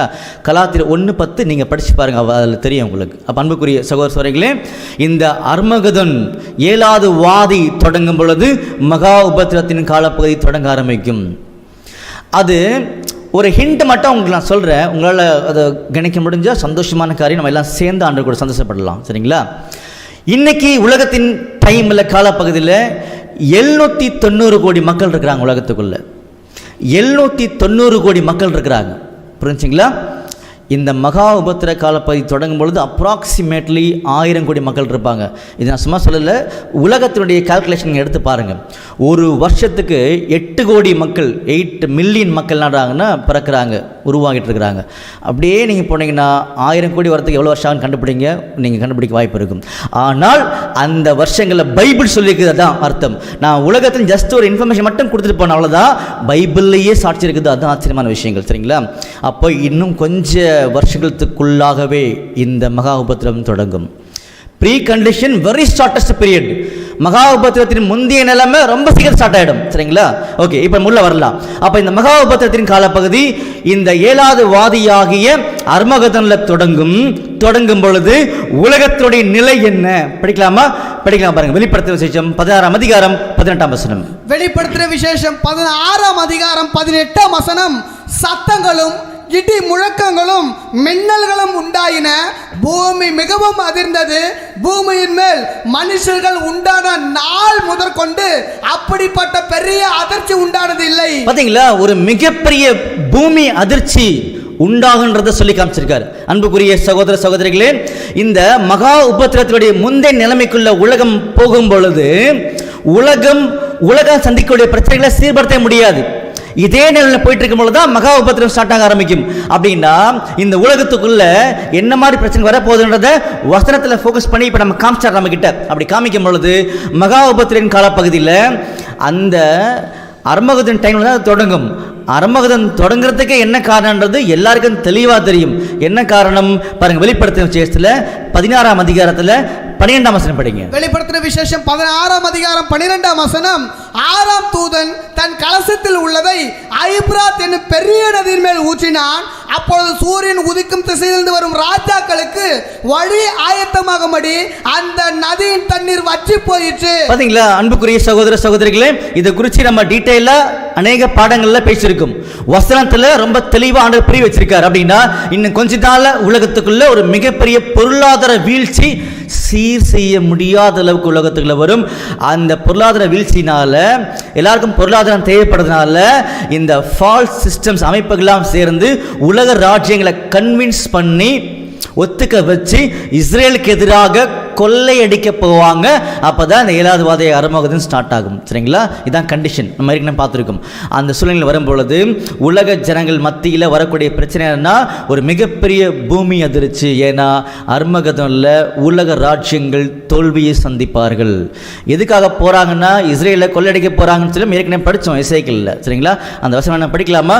எசேக்கியேல் 38ஆம் அதிகாரம் 13ஆம் வசனம். எசேக்கியேல் 38ஆம் அதிகாரம் 13ஆம் வசனம். சேபா தேசத்தாரும் தேசத்தாரும் தேதான் தேசத்தாரும் தர்ஷீஷின் வர்த்தகரும் அதனுடைய பால சிங்கங்களான அனைவரும் உன்னை நோக்கி நீ கொள்ளையிட அல்லவா வருகிறாய் என்றும் நீ சூறையாடி வெள்ளையையும் பொன்னையையும் ஆஸ்தியையும் எடுத்துக்கொள்ளுகிறதற்கும் ஆடுகளையும் மாடுகளையும் பிடிக்கிறதற்கும் மிகவும் கொள்ளையிடுவதற்கும் அல்லவோ உன்னுடைய கூட்டத்தை கூட்டினாய் என்றும் சொல்லுவார்கள். பாத்தீங்களா, யாரை கொள்ளையிடத்துக்குன்னா மதில்கள் இல்லாத தேசமாகிய ஆண்டோடைய சொந்த தேசமாகிய இஸ்ரேலுக்கு விரோதமாக தான் ஒட்டுமொத்த உலக ராஜ்யங்கள்ல கன்வின்ஸ் பண்ணி இந்த ஃபால்ஸ் சிஸ்டம் கூட்டிட்டு போகும். அப்படி கூட்டிட்டு போகும்போது தான் அந்த யுத்தத்தில் தோல்வி அடைவாங்க. அப்படி தோல்வி அடையும் பொழுது இந்த உலகத்துக்குள்ள மிகப்பெரிய பூமி அதிர்ச்சி உண்டாகும் அப்படின்ட்டு சொல்லி காமிச்சிருக்காரு. இது வெளிப்படுத்தின விசேஷம். பூமி அதிர்ச்சின்னா மக்கள் மத்தியில் மிகப்பெரிய ரெவல்யூஷன் உண்டாகும், புரட்சி உண்டாகும், கிளர்ச்சி உண்டாகுன்றத சொல்லி காமிக்கிறாரு. இதுக்கெல்லாம் நிறைய சத்தியங்கள் இருக்குது. இந்த உலகத்தில் எல்லா மனுஷர்களும் ஆண்டவர் இயேசு கிறிஸ்துவின் சத்தியங்களை நியாயங்களை பலமாக ஒத்துக்கொள்ளக்கூடிய எல்லா சூழ்நிலையிலும் உள்ள வரும். அப்பொழுது சத்தியங்களை சந்தேகம் என்று ஒத்துக்கொள்வார்கள். இதுதான் சத்தியம். இன்னைக்கு நம்ம இதை புரிஞ்சுக்கலாம். உலகத்துக்குள்ள மிகப்பெரிய மக்கள் புரட்சி வரும்னு புரிஞ்சுக்கலாம். ஏன்னா இந்த சம்பவங்களை யோசிச்சு பாருங்க. கொள்ளையடைக்க தான் போகிறாங்க. ஏன்னா உலகத்துக்குள்ள பொருளாதாரம் இல்லை, பணம் இல்லை. அந்த டைமில் இஸ்ரேல் நல்லா செழிப்பாக இருக்கும். அந்த யுத்தத்திலையும் இந்த உலக ராஜ்யம் செலவு பண்ணக்கூடிய பொருளாதாரத்தினுடைய தொகை ரொம்ப பெருசு. அதெல்லாம் நஷ்டமாயிடும். சரிங்களா? நஷ்டமாகும் பொழுது மக்கள் மத்தியில் கிளர்ச்சி. அப்படி வரும் பொழுது, இந்த கிளர்ச்சி வரும் பொழுது பார்த்தீங்கன்னா உலக ராஜ்யங்கள் மக்களை கட்டுப்படுத்த முடியாத லெவலுக்குள்ள எந்த அரசாங்கமும் எந்த ராஜ்யமும் எந்த கொள்கைகளும் எந்த சட்டங்களும் மக்களை கட்டுப்படுத்த முடியாது. காரணம் என்னன்னா இந்த அருமகதன்ல உலக ராஜ்யங்கள் தோல்வி சந்திச்சிருப்பாங்க, ராஜ்யங்கள் காணாம போயிடும். படிக்கலாம் பாருங்க. வெளிப்படுத்தின விசேஷம் 16ஆம் அதிகாரம் 20ஆம் வசனம். வெளிப்படுத்தின விசேஷம் 16ஆம் அதிகாரம் 20ஆம் வசனம். தீவுகள் யாவும் அகன்று போயின. பாருங்க, தீவுகள் யாவும் அகன்று போயின, பர்வதங்கள் காணப்படாமல் போயின. பர்வதங்கள் காணப்படாமல் போயின. நான் மறுபடியும் நிதானமாக தெளிவாக உங்களுக்கு சொல்றேன். இந்த அர்மகதன் டைம்ல, அதாவது இந்த 7வது வாதை டைம்ல, அதாவது மகா உபத்திரத்தின் காலப்பகுதியின் டைம்ல உலக ராஜ்யங்கள் இந்த அர்மகதன் சொல்லக்கூடிய 3ஆம் உலக யுத்தத்தில் தோல்வி அடைவாங்க. இந்த பாடங்களை தெரிஞ்சுக்கணும். அர்மகதன் பாடத்தை கவனிச்சீங்கன்னா உங்களுக்கு புரியும். தோல்வி அடையும் பொழுது இந்த உலகத்தின் மக்கள் மத்தியில் ஒரு பெரிய கிளர்ச்சி உண்டாயிருக்கும். அப்படி உண்டாயிருக்கும் பொழுது அந்த கிளர்ச்சியை, அந்த புரட்சியை கட்டுப்படுத்தணும் இல்லையா? கட்டுப்படுத்துறதுக்கு உலக ராஜ்யங்கள் அதிகாரத்தை இருக்க மாட்டாங்க. எல்லா ராஜ்யங்களையும் ஆண்டவர் நிர்மூலமாக்கியிருப்பார். புரிஞ்சுங்களா? அப்படி இருக்கும் பொழுது மக்களுடைய மனதில் என்னென்னா பசி, பட்டினி, வேலை இல்லாமை, இந்த மாதிரி நிறைய பிரச்சனை மத்தியில் உலகம் இருக்கும். ஏன்னா ப்ரீ கண்டிஷனே எப்படி இருந்துச்சு நம்ம பார்த்தோம் இல்லையா? அந்த சூழ்நிலைகளில் ஒவ்வொரு தனி மனிதனுடைய உரிமைகள் பறிக்கப்படும். எந்த மனுஷனுக்கும் பார்த்தீங்கன்னா அந்த இடத்துல பயமும் திகிலும் மட்டும்தான் இருக்குமே தவிர நம்பிக்கை இருக்காது. அப்படிப்பட்ட சூழ்நிலையில் உலகத்தில் இருக்கும். இன்னைக்கு வீட்டுக்குள்ள உட்காந்துருக்கும், வீட்டுக்குள்ள உள்ள வந்து கொள்ளையிடுவாங்க. ஏன்னா பசி, பட்டினி, இப்படிப்பட்ட சூழல்கள் இருக்கும். அராஜகம் மட்டுமே தலை தூக்கி நிற்கும். நல்லா யோசிச்சு பாருங்க. உலகத்துடைய அதிகாரம் கிடையாது, சட்டம் கிடையாது, ராஜ்யம் கிடையாது, மத தலைவர்கள் கிடையாது. எல்லாரையும் ஆண்டவர் நிர்மூலமாக்கி இருப்பார். இந்த சூழ்நிலை உலகம் எப்படி இருக்கும் பாருங்க. இதுக்கு முன்னாடி ஆண்டவர் ஒரு எக்ஸாம்பிள் கொடுத்துக்கிற வசனத்தில் பாருங்க. நியாயாதிபதிகள் கடைசி அதிகாரம், கடைசி வசனம் நீங்க படிச்சு பார்த்தீங்கன்னா ஒரு சின்ன ஒரு புரிந்து கொள்வதை உள்ள கொண்டு முடியும். படிங்க. நியாயாதிபதிகள் 21ஆம் அதிகாரம் 25ஆம் வசனம். அந்நாட்களிலே இஸ்ரவேலில் ராஜா இல்லை. பாருங்க, அந்நாட்களில இஸ்ரேல ஒழுங்குபடுத்துறதுக்கு, ஆளுகை செய்யறதுக்கு ராஜா கிடையாதான். அதனால என்ன பிரச்சனைன்னு கேட்டீங்கன்னா படிங்க. அவனவன் தன் தன் பார்வைக்கு சரி போனபடி செய்து வந்தான். அவனவன் தன் தன் பார்வைக்கு எது சரியோ அதை செய்து வந்தார்கள். இன்னைக்கு உலகத்தை நீங்க கவனிங்க பாருங்க. சாதாரணமாக ஒரு டிராஃபிக் சிக்னல் இல்லைன்னா எல்லாரும் உள்ள பார்க்க ஆரம்பிச்சிருவாங்க. ஒழுங்கு இல்லைல்ல, அந்த மாதிரி ஒழுங்கற்ற சூழ்நிலைகள், சட்டம் இல்லாத சூழ்நிலை உள்ள வரும் பொழுது ஒழுங்கற்ற சூழ்நிலைகள் இருக்கும். அப்ப ஜனங்களுடைய நிலைமை என்ன சொல்லி கவனிக்கும் பொழுது பாருங்க. சகரியா 14ஆம் அதிகாரம் 13ஆம் வசனம். சகரியா 14ஆம் அதிகாரம் 13ஆம் வசனம். அந்நாளிலே கர்த்தரால் பெரிய கலக்கம் அவர்களுக்குள் உண்டாகும். அவனவன் தன் தன் அயலானின் கையை பிடிப்பான், அவனவனுடைய கை அவனவன் அயலனுடைய கைக்கு விரோதமாக எழும்பும். பாத்தீங்களா, இந்த மாதிரி ஒருத்தருக்கு ஒருத்தருக்குள்ள பாத்தீங்கன்னா நிறைய பிரச்சனைகள் இதெல்லாம் நல்லா ஸ்டார்ட் ஆயிடும். அதனாலதான் அந்த டைம்ல கொலை, கொள்ளைகள், கற்பழிப்பு எல்லாம் அதிகமா இருக்கும். அதெல்லாம் நம்ம டீட்டெயிலா பேச வேண்டிய அவசியமே கிடையாது. காரணம் என்ன, இது மக்கள் புரட்சி. மக்கள் புரட்சின்னு சொல்லும் பொழுது நன்மையை தேடி அல்ல, மக்களை கட்டுப்படுத்த சட்டம் கிடையாது. மக்களுக்கு என்ன தேவை, பசி, உணவு வேணும் இல்லையா, என்னுடைய குழந்தை உயிர் வாழணும் இல்லையா, அப்படின்னா கொள்ளை அடிக்கணும், கொல்லணும் அப்படின்னு நிலைமையில் உருவாகும். அதுதான் ஆங்கிலத்தில் அருமையான வார்த்தை யூஸ் பண்ணுவாங்க, அனார்கி, அராஜகம் உருவாகும். இந்த மாதிரி அராஜகம் உருவாக இருக்கும் பொழுது, ராஜ்யம் இல்லாத சூழ்நிலையில நம்முடைய ஆண்டவர் இயேசு கிறிஸ்துவுடைய அந்த பலமான அந்த சட்டங்கள் உள்ள வர ஆரம்பிக்கும். அதை தான் பேசுறாரு. எங்க பேசுறாரு படிக்கலாமா பாருங்க. வெளிப்படுத்தின விசேஷம் 16ஆம் அதிகாரம் 21ஆம் வசனம். வெளிப்படுத்தின விசேஷம் 16ஆம் அதிகாரம் 21ஆம் வசனம். தாளந்து நிறையான பெரிய கல்மழையும் வானத்திலிருந்து மனுஷர் மேல் விழுந்தது. பாத்தீங்களா, தாளந்து நிறையான பெரிய கல்மழையும் மனுஷர் மேல விழுந்தது. யார் மேல? மனுஷர்கள் மேல. அராஜகமான சூழ்நிலை உருவாக்கி இருக்கும் பொழுது, மக்கள் வந்து சந்திக்க முடியாத, மக்களால் ஏற்றுக்கொள்ள முடியாத, மக்களால் ஜீர்ணிக்க முடியாத மிகப்பெரிய சூழ்நிலையில் உருவாகி இருக்கும் பொழுது இந்த உபத்திர காலப்பகுதி எப்படி இருக்குன்னா படிங்க. அந்த கல்மழையினால் உண்டான வாதை நிமித்தம் மனுஷர்கள் தேவனை தூசித்தார்கள். அந்த வாதை மகா கொடியதாக இருந்தது. அந்த வாதை மகா கொடிதாக இருந்தது. இந்த வார்த்தைகள்லாம் எக்ஸ்பிளனேஷன் நமக்கு அதிகமாக தேவைப்படாது. ஆண்டவருடைய ஜீவனுள்ள வார்த்தைகள். அந்த வாதை மகா கொடிதாக இருந்தது. மனித இனம் ஜீர்ணிக்க முடியாத, மனித சிந்தனைக்கு அப்பாற்பட்ட சத்தியங்கள். அப்பேற்பட்ட பிரச்சனையை உலகம் சந்திக்க போகுது மகா உபத்திரத்தின் காலப்பகுதியில். உலகத்தில் எந்த ராஜ்யமும், எந்த டெக்னாலஜியும், எந்த விஞ்ஞானமும், எந்த அறிவும் மக்களை காப்பாற்ற முடியாது. அந்த சூழல் இருக்கும் பொழுது ஆண்டவர் இயேசு கிறிஸ்துவுடைய சத்தியங்கள் உள்ள வந்து கட்டுப்படுத்த ஆரம்பிக்கும். எப்படி? அந்த வசனம் மறுபடியும் படிங்க. வெளிப்படுத்தின விசேஷம் 16ஆம் அதிகாரம் 21ஆம் வசனம். தாளந்து நிறையான பெரிய கல்மழையும் வானத்திலிருந்து மனுஷர் மேல் விழுந்தது. அந்த கல்மழையினால் உண்டான வாதை நிமித்தம் மனுஷர்கள் தேவனை தூசித்தார்கள். எது விழுந்ததா? வானத்திலிருந்து கல்மழை. இந்த இடத்துல நான் கொஞ்சம் நிதானமாக சொல்ல வேண்டிய அவசியத்தில் இருக்கிறேன். ஒரு சூழ்நிலை இருக்குது. என்ன சொல்லி பார்த்தீங்கன்னா, இங்கே பாருங்க, பூமி அதிர்ச்சி, மக்கள் மத்தியில் மிகப்பெரிய ரெவல்யூஷன், ஒரு புரட்சி, கிளர்ச்சி வந்தாச்சு. அராஜகமான சூழ்நிலை உள்ள வந்தாச்சு. கட்டுப்படுத்துறதுக்கு எது கிடையாது, ராஜ்யங்கள் கிடையாது, எல்லாம் காணாம போயிடுச்சு. இந்த சூழ்நிலையில் மக்கள் சகிக்க முடியாத சூழ்நிலைகள், அராஜக போக்கு, மிருக குணமுள்ள சூழ்நிலை உருவாகி இருக்கும் பொழுது மேலிருந்து கல்மழை வரும். கல்மழைனா என்னன்றது புரிஞ்சுக்கணும்னா ஏசாயா 28ஆம் அதிகாரம் 17ஆம் வசனம் படி. ஏசாயா 28ஆம் அதிகாரம் 17ஆம் வசனம். நான் நியாயத்தை நூலும் நீதியை தூக்கு நூலுமாக வைப்பேன். பொய் என்னும் அடைக்கலத்தை கல்மழை அழித்து விடும். பாத்தீங்களா, பொய் என்னும் அடைக்கலத்தை கல்மழை அழித்து விடும். மக்கள் மத்தியில் உண்மையே இருக்காது. உண்மை இல்லை அப்படின்னா அங்க மிருக குணமுள்ள ஒரு சூழ்நிலை, அராஜகமான சூழ்நிலை இருக்கு மக்கள் மத்தியில் என்று சொல்லி காமிச்சாரு. இந்த சூழ்நிலையை மனித குலம் சகிக்க முடியாத சூழ்நிலைகள். அதனாலதான் இந்த மாதிரி ஆபத்து வரும் காலப்பகுதிக்காகவே ஆண்டவர் ஜட்ஜ்மெண்ட்டை சேகரித்து வச்சிருக்காராம் பண்டக சாலையில். இந்த வசனம் சொல்கிறேன், ஒரு வசனம் உங்களுக்கு புரியுமான்னு ட்ரை பண்ணி பாருங்க. யோபு 38ஆம் அதிகாரம் 23ஆம் வசனம். யோபு 38ஆம் அதிகாரம் 23ஆம் வசனம்.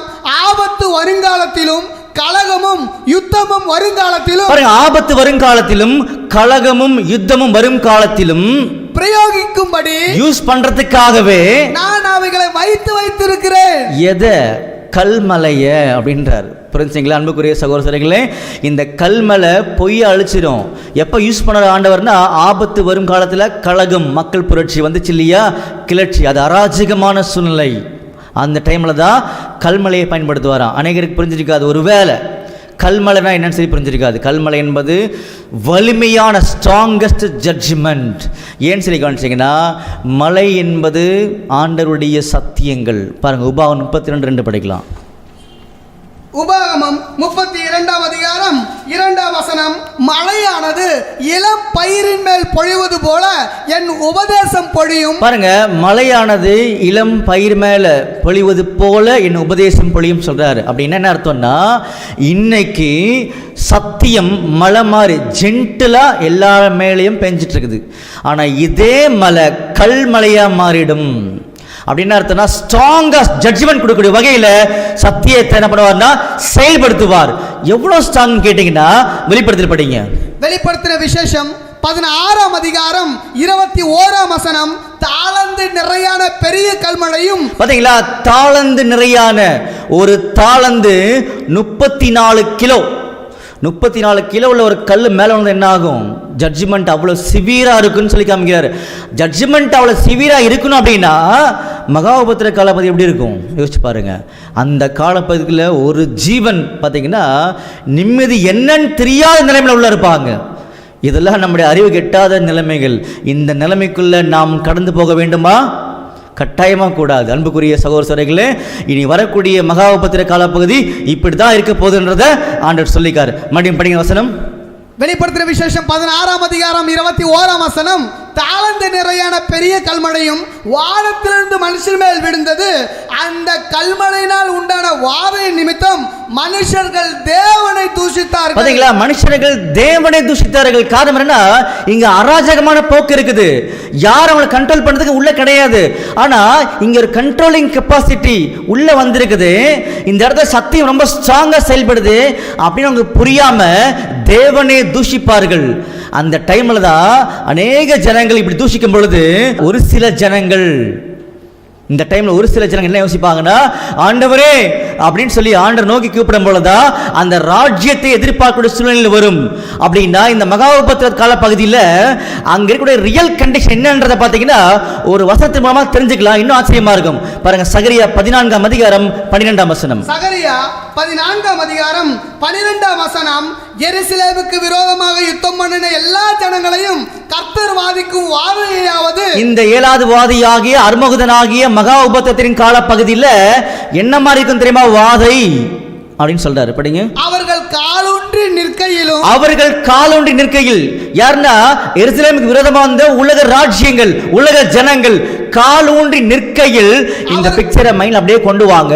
நிறைய ஆவிக்குரிய அர்த்தம் இருக்குது. ஜஸ்ட் படிக்கலாம். அவர்களுடைய சதை அழிந்து போகும். கால் ஊன்றி நிற்கும் பொழுது சதை அழிந்து போகும். அப்படின்னா உலக ராஜ்யங்கள் தங்களுடைய சொந்த சுய பலத்துல, அதிகாரத்துல, டெக்னாலஜில, சிந்தனையில, புத்தியில இனி நிற்கவே முடியாது. எல்லாம் அழிஞ்சு போயிடும் அப்படின்றார். அவர்கள் கண்கள் தங்கள் குழிகளிலே கெட்டு போகும். அவருடைய கண்கள் குழிகளிலே கெட்டு போகும். அப்படின்னா சொல்லத்தான் புரிஞ்சுக்கோங்க. ஆவிக்குரிய அர்த்தம் என்னன்னு சொல்லி கவனிக்கும் பொழுது அவங்களுடைய எல்லா விதமான ஞானங்களும் கெட்டு போகும். அவர்கள் நாவு அவர்கள் வாயிலே அழுகி போகும். பாருங்களேன், பிராக்டிகலா பேசணும் இல்லையா? நாக்கு அழுகி போயிடும். அந்த மாதிரி அவருடைய நாவு அப்படின்னா அது மூலமா செயல்படுத்தக்கூடிய எல்லா விதமான திட்டங்களும் அழுகி போயிடும். இனி எதுவுமே இருக்காது. அப்படிப்பட்ட சூழ்நிலைகள் தான் இந்த மகா உபத்திர காலப்பகுதி இருக்குன்றத ஆண்டவர் தெளிவுபடுத்தி காமிச்சார். இப்படி வரும் பொழுது அராஜகமான சூழ்நிலை நம்முடைய ஆண்டவர் கட்டுப்படுத்துவார் பலமான சத்தியத்தின் மூலமாக. அந்த டைம்ல ஒரு சில மக்கள் என்ன எதிர்பார்ப்பாங்கன்னா, இப்ப சகரியா 14:16 படிங்க.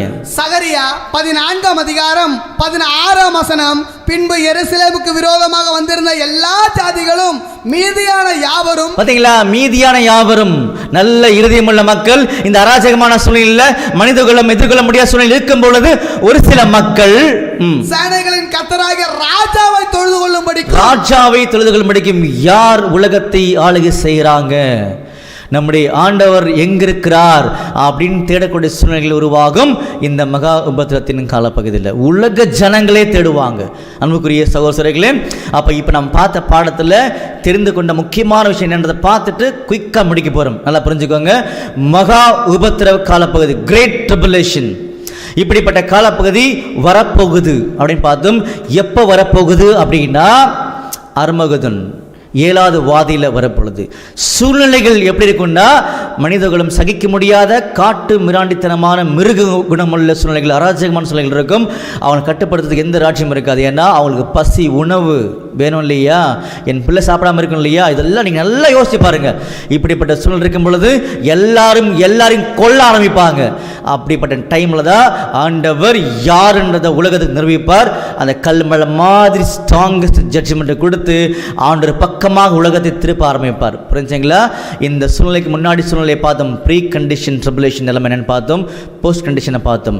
என்ன காரணம் மகா உபத்திர காலப்பகுதிக்கு அப்படின்னா, அந்த டைம்ல சபையுடைய ஜெயத்தை உறுதிப்படுத்துவார். அவர் மாதிரி வாழ்க்கையில் தோல்வி அடைஞ்சவங்களை மீட்டுக் கொள்வார். உலக ஜனங்களும் ராஜ்யங்களும் அரசாங்கங்களும் தண்டிக்கப்படுவார்கள். மகா உபத்திர காலப்பகுதியில். அப்போ அன்புக்குரிய சகோதரர்களே, இனி காலம் செல்லாது. படிக்கலாம் பாருங்க, வெளிப்படுத்தல் 10:6 வெளிப்படுத்தின விசேஷம் 10:6 இனி காலம் செல்லாது. இனி காலம் செல்லாது. அடுத்த வசனம் படிக்கலாமா? எபேசியர் 5:14 முதல் படிங்க. எபேசியர் 5:14 ஆதலால் தூங்குகிற நீ விழித்து மரித்தோரை விட்டு எழுந்திரு. அன்புக்குரிய சகோதர சகோதரிகளே, ஆகையால் தூங்குகிற நீ விழித்து மரித்தோரை விட்டு எழுந்திரு. நமக்கு டைம் இல்லாதனால நான் முடிக்கிறேன். மரித்தோரை விட்டு எழுந்திருந்தா யார் மரித்தோர்? சத்தியம் தெரியாம ஜீவனுள்ள ஆண்டவருடைய உண்மைகள் தெரியாம இருக்கிற எல்லாரும் மரித்தோர். அந்த நிலையிலிருந்து எழுந்திருங்கள் அப்படின்றார்.